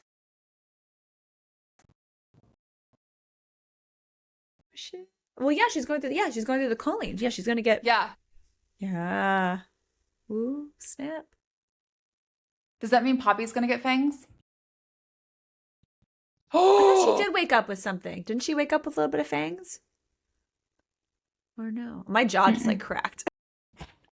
Your jaw's cracking thinking about fangs. No, I don't think so. Interesting. Interesting. But okay, so possibly getting fangs. But if that isn't bad enough, Alice being killed and getting a terrible headache, getting fangs, Nyktos then drops the bomb. He's like, we're never having sex again. And it's like, well, that's not fair. He's like, but you'll still become... us. Yeah, right? He's like, you can still be my consort. Not because of that's what he wants, but if she wasn't going to become his consort at this point, like it would just arouse too much suspicion otherwise. So to literally dig the proverbial knife even further, he says they won't even be friends because he could never trust her. Ouch. Ouch. Like, way to make a girl not feel wanted at all. Like everyone else in her life has done. It's like, girl, Sarah, I'm so sorry. Like, this shit is not fair. Like, you didn't ask for any of this. You're just a victim here, and it's just like, I want to give you a hug. It's so sad. So then next up, Gemma is awake. And so Bella and Eos take Sarah to go see her and find out like what she may have known. And basically like, did you know that Seraphina like resurrected you? Yeah. So, hey, Gemma, do you know you're a zombie? Do you know you came back from the dead? Did you potentially tell Hammett that? Yeah. And like as soon as she sees her, she immediately confesses that she knows what Sarah did. She did tell Hammett, and she knows that Colas is looking for Sarah and that Colas wants to find the power. His love. Yeah. And I was like, what does that mean? What does that mean? Nothing good. So then Gemma told Hammett that Sarah must be what Colas was looking for. And so that's probably why Hammett tried to kill her, to make sure like Colas didn't come to the Shadowlands and hurt more people. And I'm like, okay, so you're saying that he tried to kill her for the greater good? The greater good. Mm-hmm. Yeah, sounds sure. suspicious. Yeah, no. So she also says that Colas was doing something to some of the Chosen that made them different, cold, and lifeless. They only stayed indoors. moved about at night. Their eyes were black and they looked hungry, and he called them revenants. And they were a work in progress, but needed his love to perfect them. And I'm like, that first sounded like vampires. So I was like, oh my God, vampire. It's the Ascended. It's a vampire. But then And I don't know a lot about vampires, and I thought it sounded like vampires. Yes. So I was like, number one. And then when he said they were revenants, and then they were like, he needed his love to perfect them, it made me think even back to when the seamstress was killed. Was she a revenant too? Were they trying that out? But because he doesn't have his love per se, it's not like a full revenant that we would expect in the Blood Nash series, and what we saw in the Crown of Gilded Bones at the end. So the question is, are the ones that are a work in progress, do they do those become ascended? Or are they just kind of just falter and they don't work? I don't know. My guess is they're easier to kill. Like, the one thought I had was, if while he's perfecting them, can you kill them with a Shadowstone dagger anywhere versus only needing draken fire, which is what we learn later. Something has to happen between now and then that causes them to, assuming that the seamstress was a revenant, to require drakens to kill them. Dude, it's once you feel like you get one thing figured out, there's 100 more options, and you're like, wait, now I just passed this fork in the road, and now there's just a freeway going in 5 different directions, and you're like, I don't understand what. I also need a glossary of all the things that exist in these worlds. All the things, yes, all the things. So again, all of this now causes Sarah to remember something Odetta said about the Fates, capital F, which means they need to talk to Nyktos. But the goddess Cressa then shows up before they can leave the palace, and shit gets real. As if it hasn't already gotten real, but it's about to get more real. Cressa attacks Eos with ether, and then a dagger hits Bele. And you're like, okay, no. Not okay. Stop that. Not okay. Mattis shows up and hits Sarah, who goes unconscious for a minute. So, oh boy. They're looking for the source of the power and think it could be her. A third god, Tarek, shows up. So now all 3 of the gods that Sarah saw kill people in the mortal realm are there. It's kind of full circle now. Sarah tries to attack Tarek, but with a butter knife. And it doesn't work out so well, of course, because I'm butter knife is not, a shadow stone, so it's not going to work. Sarah continues to fight back, though, against Tarek, but he's just too powerful. And compulsion that they try to use on her just does not work. So then Tarek is like, I'm going to bite this bitch. Taste some of that blood. See what the Greka would taste like. And it hurts her. She's like, this does not feel like when Nyktos bit me and drank my blood. That. This feels bad. I do not like this. No. She says it feels like claws are digging at her mind with severe pain. And you're like, oh no, that's not good. So Tarek confirms that it's her, but it's far more. And he can't finish his sentence because Nyktos shows up, and he is fucking furious that they dared to enter his court, number one, and then touch what is his. So even though he's still mad at her, he's like, I'm still going to protect you, even though I'm mad at you. You're still mine. It's still mine. You're still mine. And Nyktos quickly kills Cressa and Mattis. And then Tarek tries to fight Nyktos, but dies a truly horrible death, which you're like, yeah, you deserve that. And Nyktos gives Sarah back her Shadowstone dagger. She's like, thanks, this would have been useful instead of my butter knife, but, thanks for giving it back. Better late than never, I guess. And Bele appears to be dead, and Nyktos tells Sarah that she can't bring back a god, but she wants to try anyway. And not only does she bring Bele back, but she accidentally ascends her. And you're like, wait, what? I thought that hadn't happened for hundreds of years. You weren't able to ascend a god because of all that shit that happened with Colas. And, what does this mean? We have theories. I don't know. Theories. So finally, after she, brings a goddess back to life, she gets to go to Nyktos' office, which isn't as exciting as she is envisioned in her mind, right? It's pretty basic it's and boring. Going to the principal's office. And you're like, or the teacher's lounge. You're like, oh, yeah. This is kind of boring. And Seon and Ector are a little unnerved by what they just witnessed because it's apparently a very big deal. Technically, ascending Bele could challenge Primal Hans Hanan? Hanan's position of authority over the court of Cirta. And he would have felt that. And he's probably like not going to be pleased. I mean, great. I mean, who's been pleased in this book that's been another god or a primal? No one. No one. So Nyktos shares they can't talk to Odetta because she passed away too recently, but he's summoned the Fates, or the Are? Are? Are? Are. We're going to say Are. To see if, like, Odetta did know something. We also then learn about the Victors, who are born to guard a harbinger of change or purpose, and usually there's only one Victor per person. And they're eternal like the Fates, so they live like mortals, serving their purpose, then they die. Their souls are returned to Mount Lotho, where the Ere are, and they're given physical form until it's time for them to be reborn again, where they'll have no memory of their previous lives. But they do have memories of their previous lives while they're in Mount Lotho. Is Victor Sir a Holland? Victor? And Sir Holland? Yeah, I think so. I think Victor is a Victor, which we'll talk about theories. Like, that's funny. Like real original in the name there. Like, right? Yeah. It's like, here's a really obvious breadcrumb. Correct. Pick it up. You're like, well, we didn't until this book. Yeah. Took us 4 bucks, Jennifer. Sorry. Took us a while.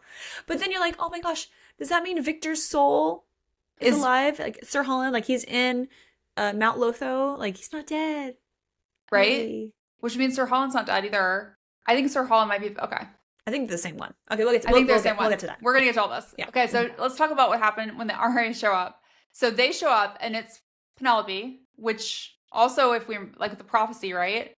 And Sir Holland are there, and I was like, I freaked out when I read this, because I was like, what? Because I was like fangirling. I was fangirling. Yes. I'm like, it's Penelope. It's the original. I was freaking out. And then I was like, and it's Sir Holland. Like, oh my God, I thought there was something going on. I didn't see this part. And he was like meant to train her to kill, not to kill Nyktos. He's very clear. I was just meant to train you to kill, but he couldn't interfere. And even giving her the tea was pushing it. And I was like, I think you might have pushed that line a couple times. The Ari don't answer to Empress, even though they reside in his court. They just live there. The Fates answer to no primal unless they overstep or interfere, which I think is going to be really important later. Just like the fact that we were told that little nugget. Yeah. Sir Holland knows that knew Ethos when he was the primal of life and considered him to be a friend, but doesn't know what would become of him, which he says is good because he probably would end up dying as a result of his anger towards it. Yeah. So Sir Holland also shares that Ethos took the Ember of Life from Nyktos to keep him safe from Colas, put it in along with the Ember of Life that remained in himself, and put it in the mural bloodline. Which you're then, what? So this is the moment where, like, I think probably we talked a lot about, like, well, like, could they be related? I was just like, oh God. I was like, please no, don't let them be related. But correct. Like, they're not. No. They're very clear. That's very clear, like clearly explained. So she has the power that remained in Ethos and what was passed on in Nyktos. It also means that the essence could require its source, that the essence could like sense its source. So it could look like two souls that are meant to be one, which could explain why they're so comfortable around each other and like are drawn to each other. Kind of a heartmates, soulmates, literally. Is this the first heartmate? Two hearts combined As one. I feel like there's a pop song about that. There is one. I almost started singing it, and then I was like, I shouldn't do that. I am tone deaf. So it turns out they both felt that rightness when they saw each other, a warmth, like a love at first sight, but just your two hearts recognizing each other. It's like they had little heart necklaces and they connected. Best friends forever. Like besties. But besties with benefits. And Penelope then shares the prophecy that we've heard parts of in the Crown of Gilded Bones. So Nyktos believes that the great conspirator, the rightful bringer of death, is referring to Colas. Athos made the deal with the king Muriel after he learned of the prophecy. And according to Sir Holland, all of the potential paths for Sarah have always ended in her death before she becomes 21. And you're like, great. She's like 20 now.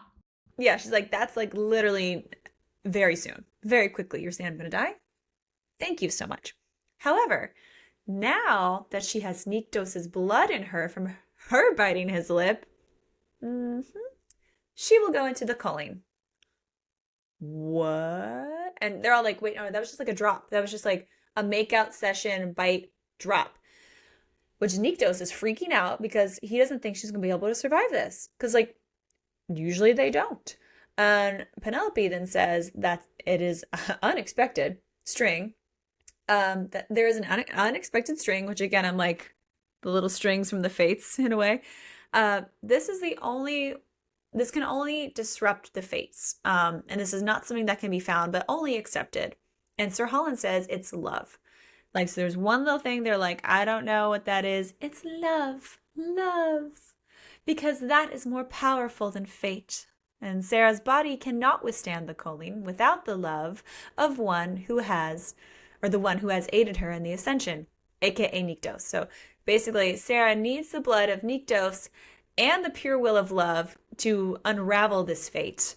Which sounds really horrible, considering how Nyktos feels about her right now and has said he's never going to love her. And you're like, cool. So if you don't give me your blood and if you don't love me, I will die.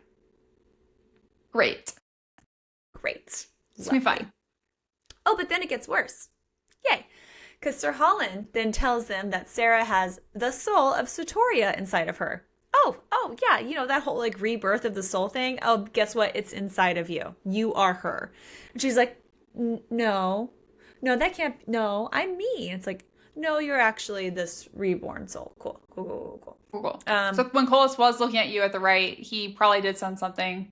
He noticed you. He noticed like, noticed that's my soul. That's the soul I wanted. So basically, let's get this straight. Sarah carries not only the Ember of life in both realms, but if she dies now, then there will be nothing but death in both kingdoms. There's no pressure there. No pressure. So, hey, Nyktos, you better make sure she doesn't die because literally it's about to be the end of the world if she does.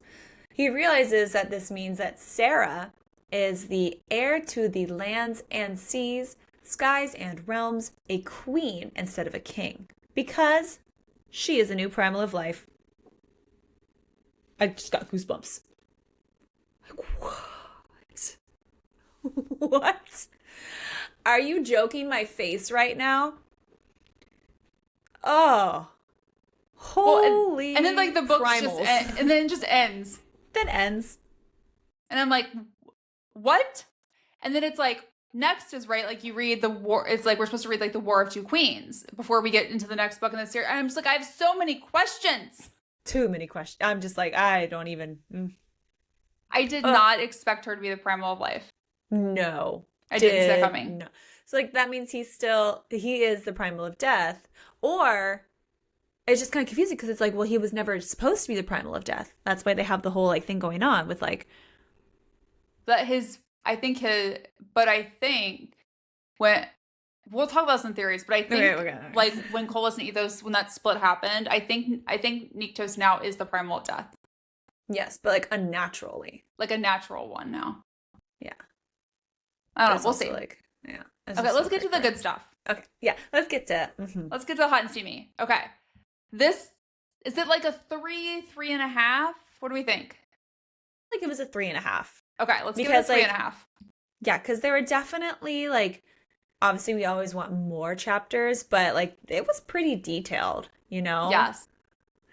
And like, it's really sweet that he was a virgin and then he just was like going at it all those other times. So I think it would have gone up more if, they had more sex after he lost his virginity. You know, I feel like. So maybe the next book is going to be like a 4.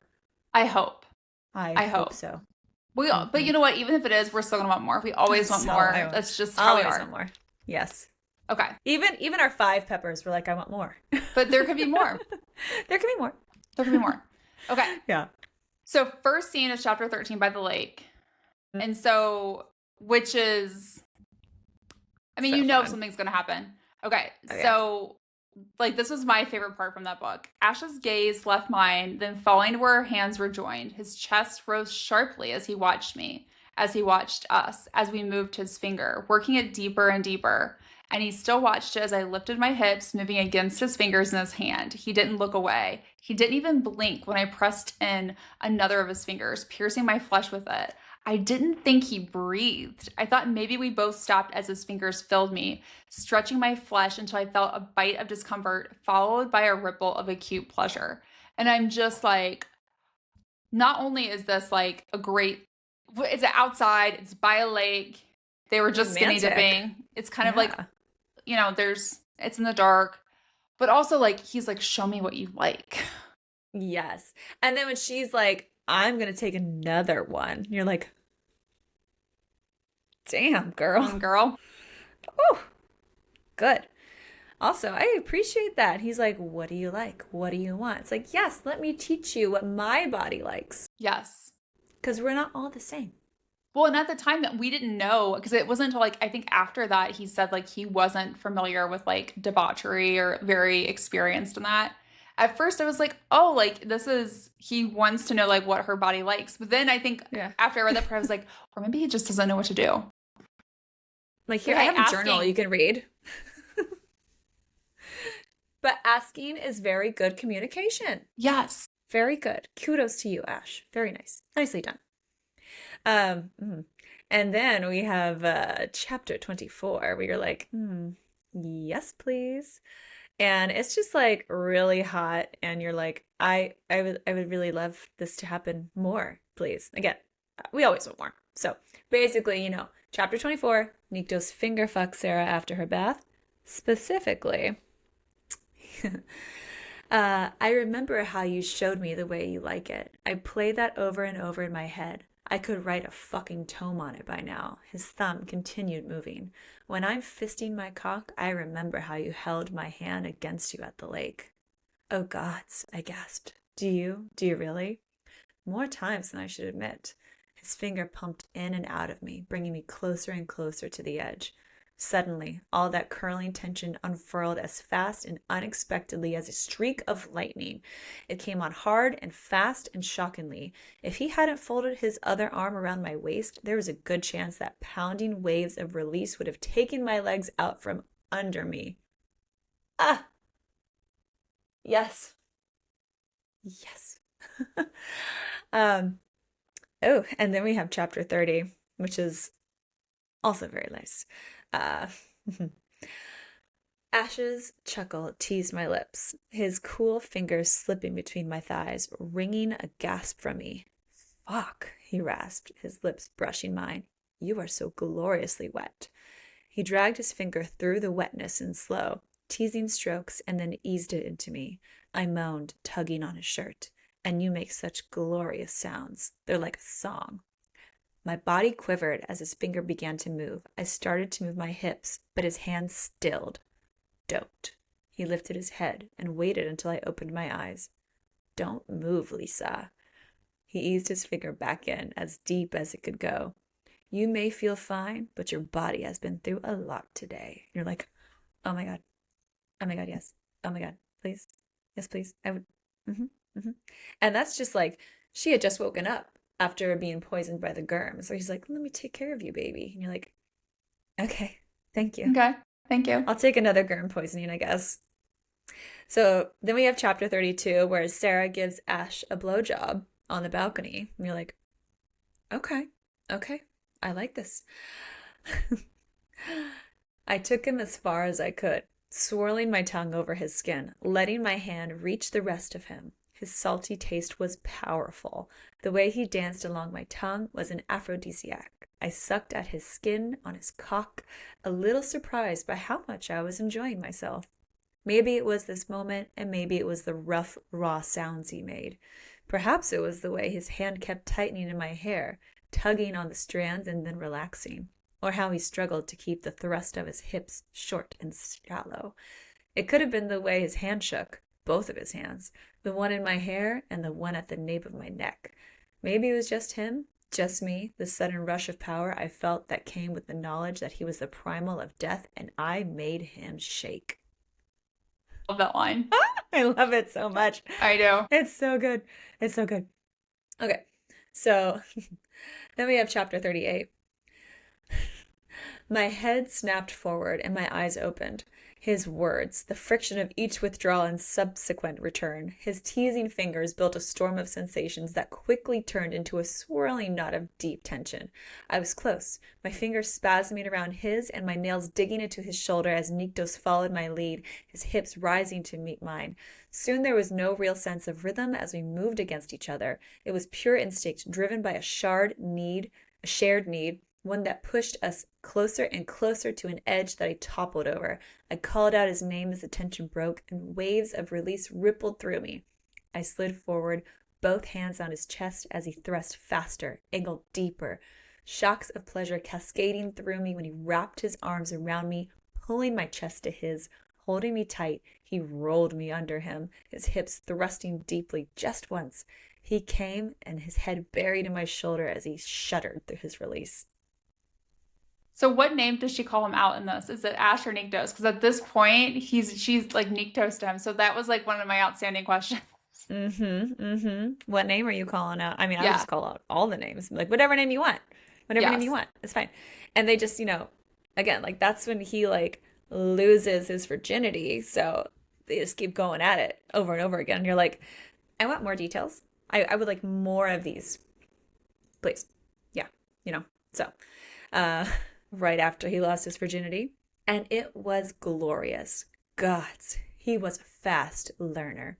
Nyktos' thrusts were deep and hard, leaving no room for anything but the feel of him. His hips pumped against my backside as he kept me in that position, head tipped back, throat vulnerable, hips arched. And when I felt his thumb pressing against my lips, I opened my mouth and let him in. All right. Whew.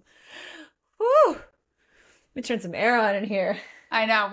Where's your little water bottle spritzer? Oh God, I know. Where is it? I don't know. Oh, goddamn. It's hot. I enjoyed these very much so. So hence why I'm like 3.5. 3.5. Yeah. Looking forward to the next one. Oh, yes, we are. Love it. All right, let's talk theories because we've got a lot of theories, a lot of So many theories. questions. Mm-hmm. So let's start with who had the guards attack Sarah in the castle. So it feels like Tavius. It feels like Tavius. Like, I think that's what she thinks, right? And she even says that. But it happened so quickly. Like, she was just with him and the king. So, like, I did not get the sense that that man had any strategic planning skills, like, or forethought. He's kind of an idiot. Dumbass. So, I think there's a couple of options.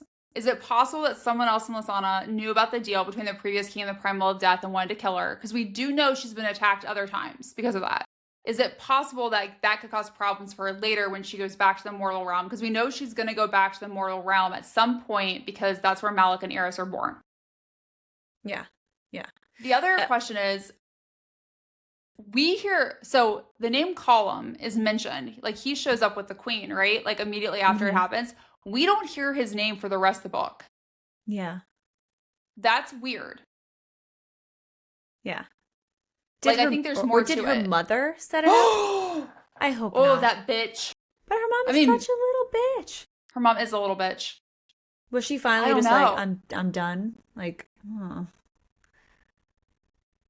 Or like one of the first, like the guy that her mom sent her to kill the first time, that like one duke or lord or whatever, like did somehow like his people find out that it was her and they were like seeking revenge?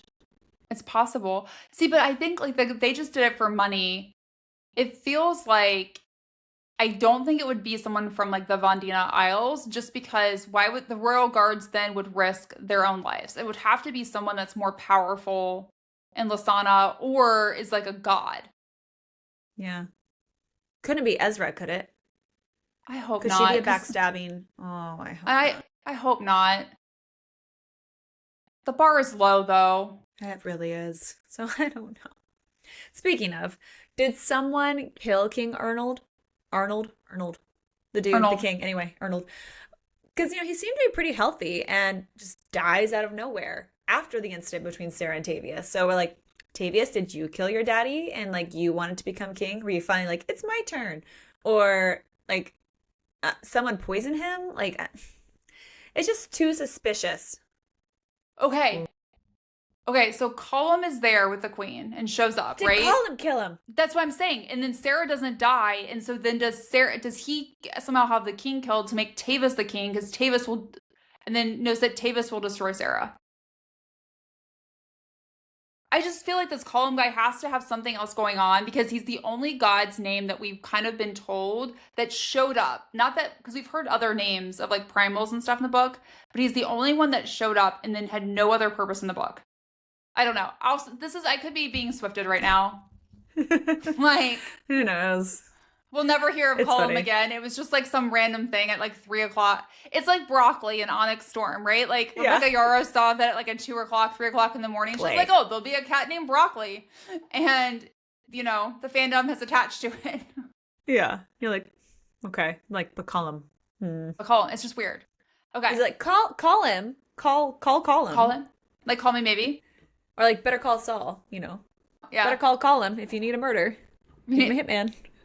It might be. We'll find out. Or maybe we won't, and he'll never be mentioned. Queen? Did the queen, did she kill the king? It's possible. Anybody. Everyone's a suspect. Yes. Okay. If Sarah is the primal of life, what does that mean for Nyktos and Kolis? So, we can't imagine that, like, exactly. Kolis has any powers right now. Yeah. Since we know that Nyktos is the primal of death. And I think I think when his father died, he became like the primal of death, like the real primal of death. And now Sarah is the primal of life.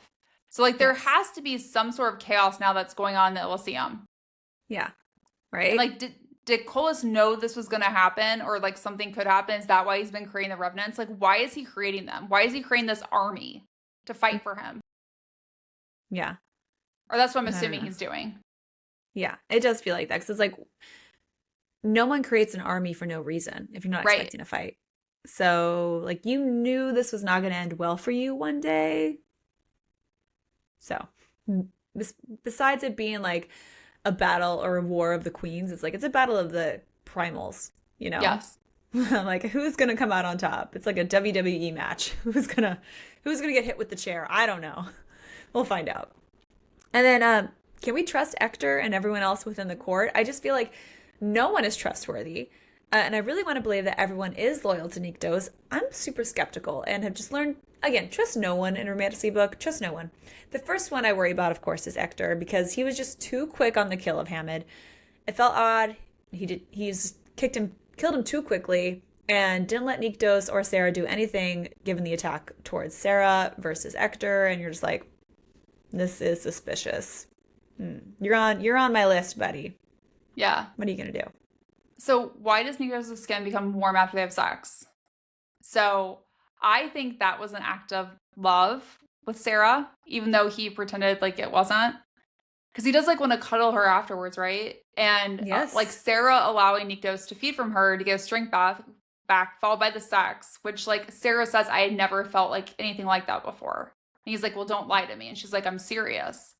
So is it possible, though, while they haven't said I love you to each other, they both actually feel that way, which caused his cold heart, which he never thought could feel love, to become warm, which would, and like, as a result, are they heartmates? See, when you just said that, it made me think of the Grinch. Like his heart grew 3 sizes. Nyktos' heart grew and he found love. But yeah, it's like, is this the first heartmates? Like they talk about like the trials of heartmates and stuff. Like, is that like kind of like the first beginning of like, who knows? But and also, how common are heartmates? I need an answer to that. I need answers. Yeah. And do they come with matching necklaces? If not, they should. They should. Or matching shadow stones. Ooh, that could be fun. They're in battle together and just woo. Maybe that's too far down the road. But okay. So why are Malik and Iris born in the mortal realm? So there has to be something still going on with Kolis at the time of their birth, because that causes Nyktos and Sarah to want to protect them by having them both born in the mortal realm. So, like, again, this would allow them to have powers in the mortal realm similar to Sarah, and then, like, they can kind of return to Elysium as well. So it's like, but why? Like, there's got to be a reasoning for her to, like, leave and go there. So, kind of tied in that, why did the gods go to sleep? So this is kind of like, if we think about like what we know from the first 3 books in the Blood and Ash series, we know the gods go to sleep. So we have a couple theories. Some of them might be crazier than others. Okay. So first, there could be a war that happens among the courts, with every court like taking a side between like Nyktos and Kolis, which because like there has to be a forthcoming battle. Like I feel like we're being set up for that. So was there so much chaos that ensued that the only solution was for the gods to go to sleep to stop it? Like, or was that like the punishment? Maybe. I don't know who would punish them though. Like who punishes a primal? Okay. I don't know. It was a thought, but now I'm like, I don't know who would do that. Who would do it? So here's my other theory, which kind of ties back to something that she said earlier in the book. So is the gods go to sleep to prevent something from potentially happening related to what Sarah might do if harm came to one of her children? Because like she says earlier in the book, if I had a child or any descendant of mine had been harmed, I would burn through both realms just so I could flay the skin from the body of the one who hurt them, which feels like a lot of foreshadowing. So is it possible that like they had to go to sleep because something was happening to Malik and Israel, like maybe Malik, and when he was in the mortal realm, and that was the only solution to prevent her from like literally burning down both realms? And did she choose to go to sleep? Or did like Nyktos make her go to sleep? Yeah. Because we know that he's awoken like, and honey, she's like, honey, you need to go take a nap. You need to take 20 minutes, go take a nap, refresh, so you don't bite everyone's head off and burn the world down. Go chill out. Like, is it, like, I mean, do you know what I mean? Like, is there, because I feel like we heard that before we knew any of this stuff, like after the infant was tossed and killed, right? Ugh. So it just feels like a very important thing. And if she is the primal of life wanting to kill people sounds real bad. Yeah, that's not a good situation. You know? You're supposed to make life, not make death. But just make love. Another theory. Have we already seen where Malik is entombed in the first book? So it's clearly the Blood Forest that Poppy traveled through with Hawk, Kieran, and the other guards from the Blood and Ash series, since that's the only place we've seen blood trees appear, except, of course, when Poppy gets injured and blood trees appear because of her blood spell. You know, the whole she's in line for the throne of Atlantia thing, blah, blah, blah. We know, yeah. So, but again, makes us wonder if the place where Poppy and Casteel stayed that first night in the Blood Forest might actually be where Malik is entombed. Theoretically, like, they should be able to easily find it because I'm just look for a blood tree and like, have I blood there? No, like it's probably. Well, because there's blood trees everywhere in the forest. And so my thought is if there's a place where like there is a lot of them like in a close area together, would that be like where he's entombed? And then like there's fewer farther out because like where his blood is spilled or where he's entombed is the strongest. And then it kind of like, I don't know. It's kind of like the tallest tree. Yes. Or like the most trees in like a small area. Yeah. And is the redwood the same thing? I don't think the Blood Forest? I think it's similar. It's just in the Elysium. And then I think the Blood Forest has become kind of like the redwoods because they've entombed a god, because Queen Eliana entombed Malik there. Interesting. Okay. So this is like a little tidbit that they say heartmates can dreamwalk. So will Poppy and Casteel be able to dreamwalk? And is that how they're going to be able to communicate while he's being held prisoner? Yeah. Like, is there a way for them to talk to each other somehow? Which also then ties back into Onyx Storm and Zayden and Violet and like... Dreamwalkers, man. We're just like, Dreamwalkers. What's possible? What's going to happen? Yes. Can we predict this? Is it like the Neither, where you can have... Yeah. In the Thrall series, where you can have sex? Because we would be okay with that. I'd be okay with a dreamy sex scene. That'd be fun. Okay, and also, like, why can't anyone speak Sarah's name in the Blood and Ash series? So, in the first 3 books, no one seems to even know her name, almost like it's been erased from history, which we know Kolis is capable of doing that. So, was this done intentionally, like Kolis did, when he erased the history of him being the primal of death, like the real one? Like, or just saying her name in the current world like caused her to be awakened somehow. And that's why no one knows what it is. Like, is that how you awaken a god? Like, is it a sacrifice, or is it like Beetlejuice, you know? You say it 3 times and it comes to life. Seraphina. Yes. Like, I don't know. And you unleash a pissed off mama bear. Yes. But, I think Isbeth, she knows about the first maiden, right? Because she's like, it's not important. It's not important. But, like, I think she knows her name. So Think so? She's got to know. Okay. Right? Maybe. I don't know. I can't trust that. I don't trust that bee. I don't trust her as far as I can throw her. No. Okay. So what is Isbeth? So based on what we learned in this book, she has to be a demigod because she was not a third daughter and she was ascended, but she didn't turn into a vampire. But it's got to be a demigod. Yeah. A demigod, which would make her, which is also why she thinks like she's like a god. Because she says like, to Poppy. I am one. Yeah. But she's not. But you're not, girl. Gods cannot be made. But demigods can? Can be made. Yeah. Yeah. Also, okay, so if Sir Holland is a victor, then it is possible that Victor was a victor too. Yes, I think so. Absolutely. It just seems too much of a coincidence that they have the same purpose of training the maidens to fight and watch over them. Plus, like, his name is literally Victor, so feels like a super big yes. Like, how could that not be? Like, the question is, yeah, is Sir Holland's soul in Victor? I think so. I think so too. Just like how Sartoria's soul is in Sarah. It's like Sir Holland's soul is in Victor.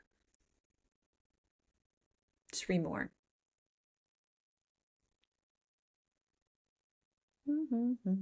Okay. So my mind is like freaking out right now. Okay. Spill. Which is kind of related to this next one. So is there a bigger reason why there's so many similarities between the relationship of Sarah and Nyktos and Poppy and Casteel? So this is like probably my craziest theory of them all. Did I just jump on that? Oh, I think you might jump like on my wavelength. Okay. Oh my god. What if Poppy and Casteel are destined to become the next primal of death and primal of life?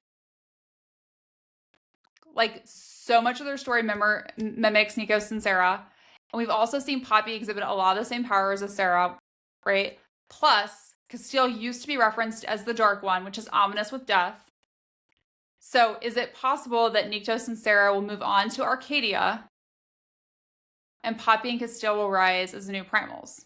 And could Casteel possibly have the soul of a previous god? See, for half a second there, my brain went to Poppy is the reincarnation of Sarah. But Sarah's still sleeping. But still sleeping. And then half a second I was like, Casteel has Nyktos' soul, but I'm like, but no, they meet each other, so that's yes. That can't but happen. I think he has someone else's soul. Yeah. Like, I'm more and more convinced. Could it be could it be Casteel has Nyktos' father's soul? Because they don't know what happened to him. Oh snap. And then on top of that, could Sarah have Nyktos' mother's soul? You mean Poppy? What if it wasn't? Sorry, yeah. Could Poppy have Nyktos' mother's soul? Because they said her soul was destroyed, but what if it really wasn't? So what if their two souls are actually going to be reunited as Poppy and Casteel? Nyktos' parents' souls are inside Casteel and Poppy now. Oh my god. Which would also make sense because Poppy has the emotional thing that she got from his. Yep. Mm-hmm. I think so. Crazy. Okay. I think all of you who are listening, I think we're on to something. I cannot wait for what people are going to say in the comments when they listen to this. If we are not on to something and we are on a crazy train, because I get some really fun giffies and emojis. This is fun. This is all fun. All right. Things that made my heart race. Basically, every time Nyktos is like when he's Ash to Sarah, because like it just showed his heart, how much he cared like for her well-being, even when like he blatantly knows better, which is very much like Casteel too, right? Like even when he knows he shouldn't. Oh. Do you remember how Kieran says, like, You smell like death. you smell like death, but also that, like, he makes a comment about how Casteel, like, shouldn't care for, like, he knows better. This has happened before. What if it's not about Shea? What if it's about this? Because we know that Kieran has a seer in his line. Like, what if he knows things? And we know how he is with the truth. Like, right? It's like, I mean, it's like mostly true. We're just like missing some key, mostly dead. Missing Well, some because key pieces. didn't Sir Holland also make the same comment about Sarah, like, you smell like death? Somebody had something made that about comment to death. her. There's Yeah. something about you smell like death. Like, that comment did happen again to Sarah that reminded me of Kieran saying that to Poppy. But maybe it's, yeah. Or was that Nyktos when he, after they had, Oh, it was Nyktos. Nyktos said that to Sarah, you smell of death. But she's like, oh yeah, I was around that. But he was like, no, something else. I think, but is it also because they just had sex?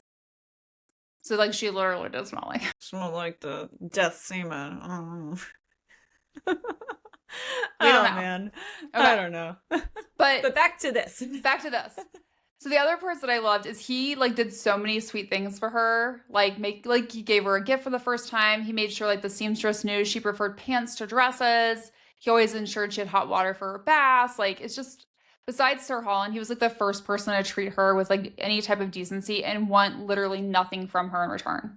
That's a love language. He says It really is. he just can't love. I'm like, you're literally doing a love language right now. Like, Yes. you can love. So when the king dies and Tavis shows up in her room, everything like that transpire from like that moment until Tavis dies, it's like chaos. It shows how horrible person he was, and my Apple Watch is like, oh my god, oh my god, oh my god. But it's like breathe, try and get some air in. Move your head. Don't Read faster, read faster. And then the same thing happened when Cressa shows up to get Sarah and attacks like Eos and Belle. Like it was like such a whirlwind from like that moment till the end of the book. It felt very much like from Blood and Ash when Casteel's like down in the cell and telling Poppy everything about the Ascended. And I'm just like, oh my god, oh my god. You're just like, wait, what? Oh my gosh. So insane. So insane. So now the parts that made my eyes roll, maybe some room improvement. Every single time Sarah's mom, stepfather, and stepbrother like spoke, or even in any scene at all, I was just like, you are terrible people. I don't like you. Your horrific treatment of Sarah was just completely uncalled for and like reminded us a lot, honestly, of how Poppy was treated by the Duke.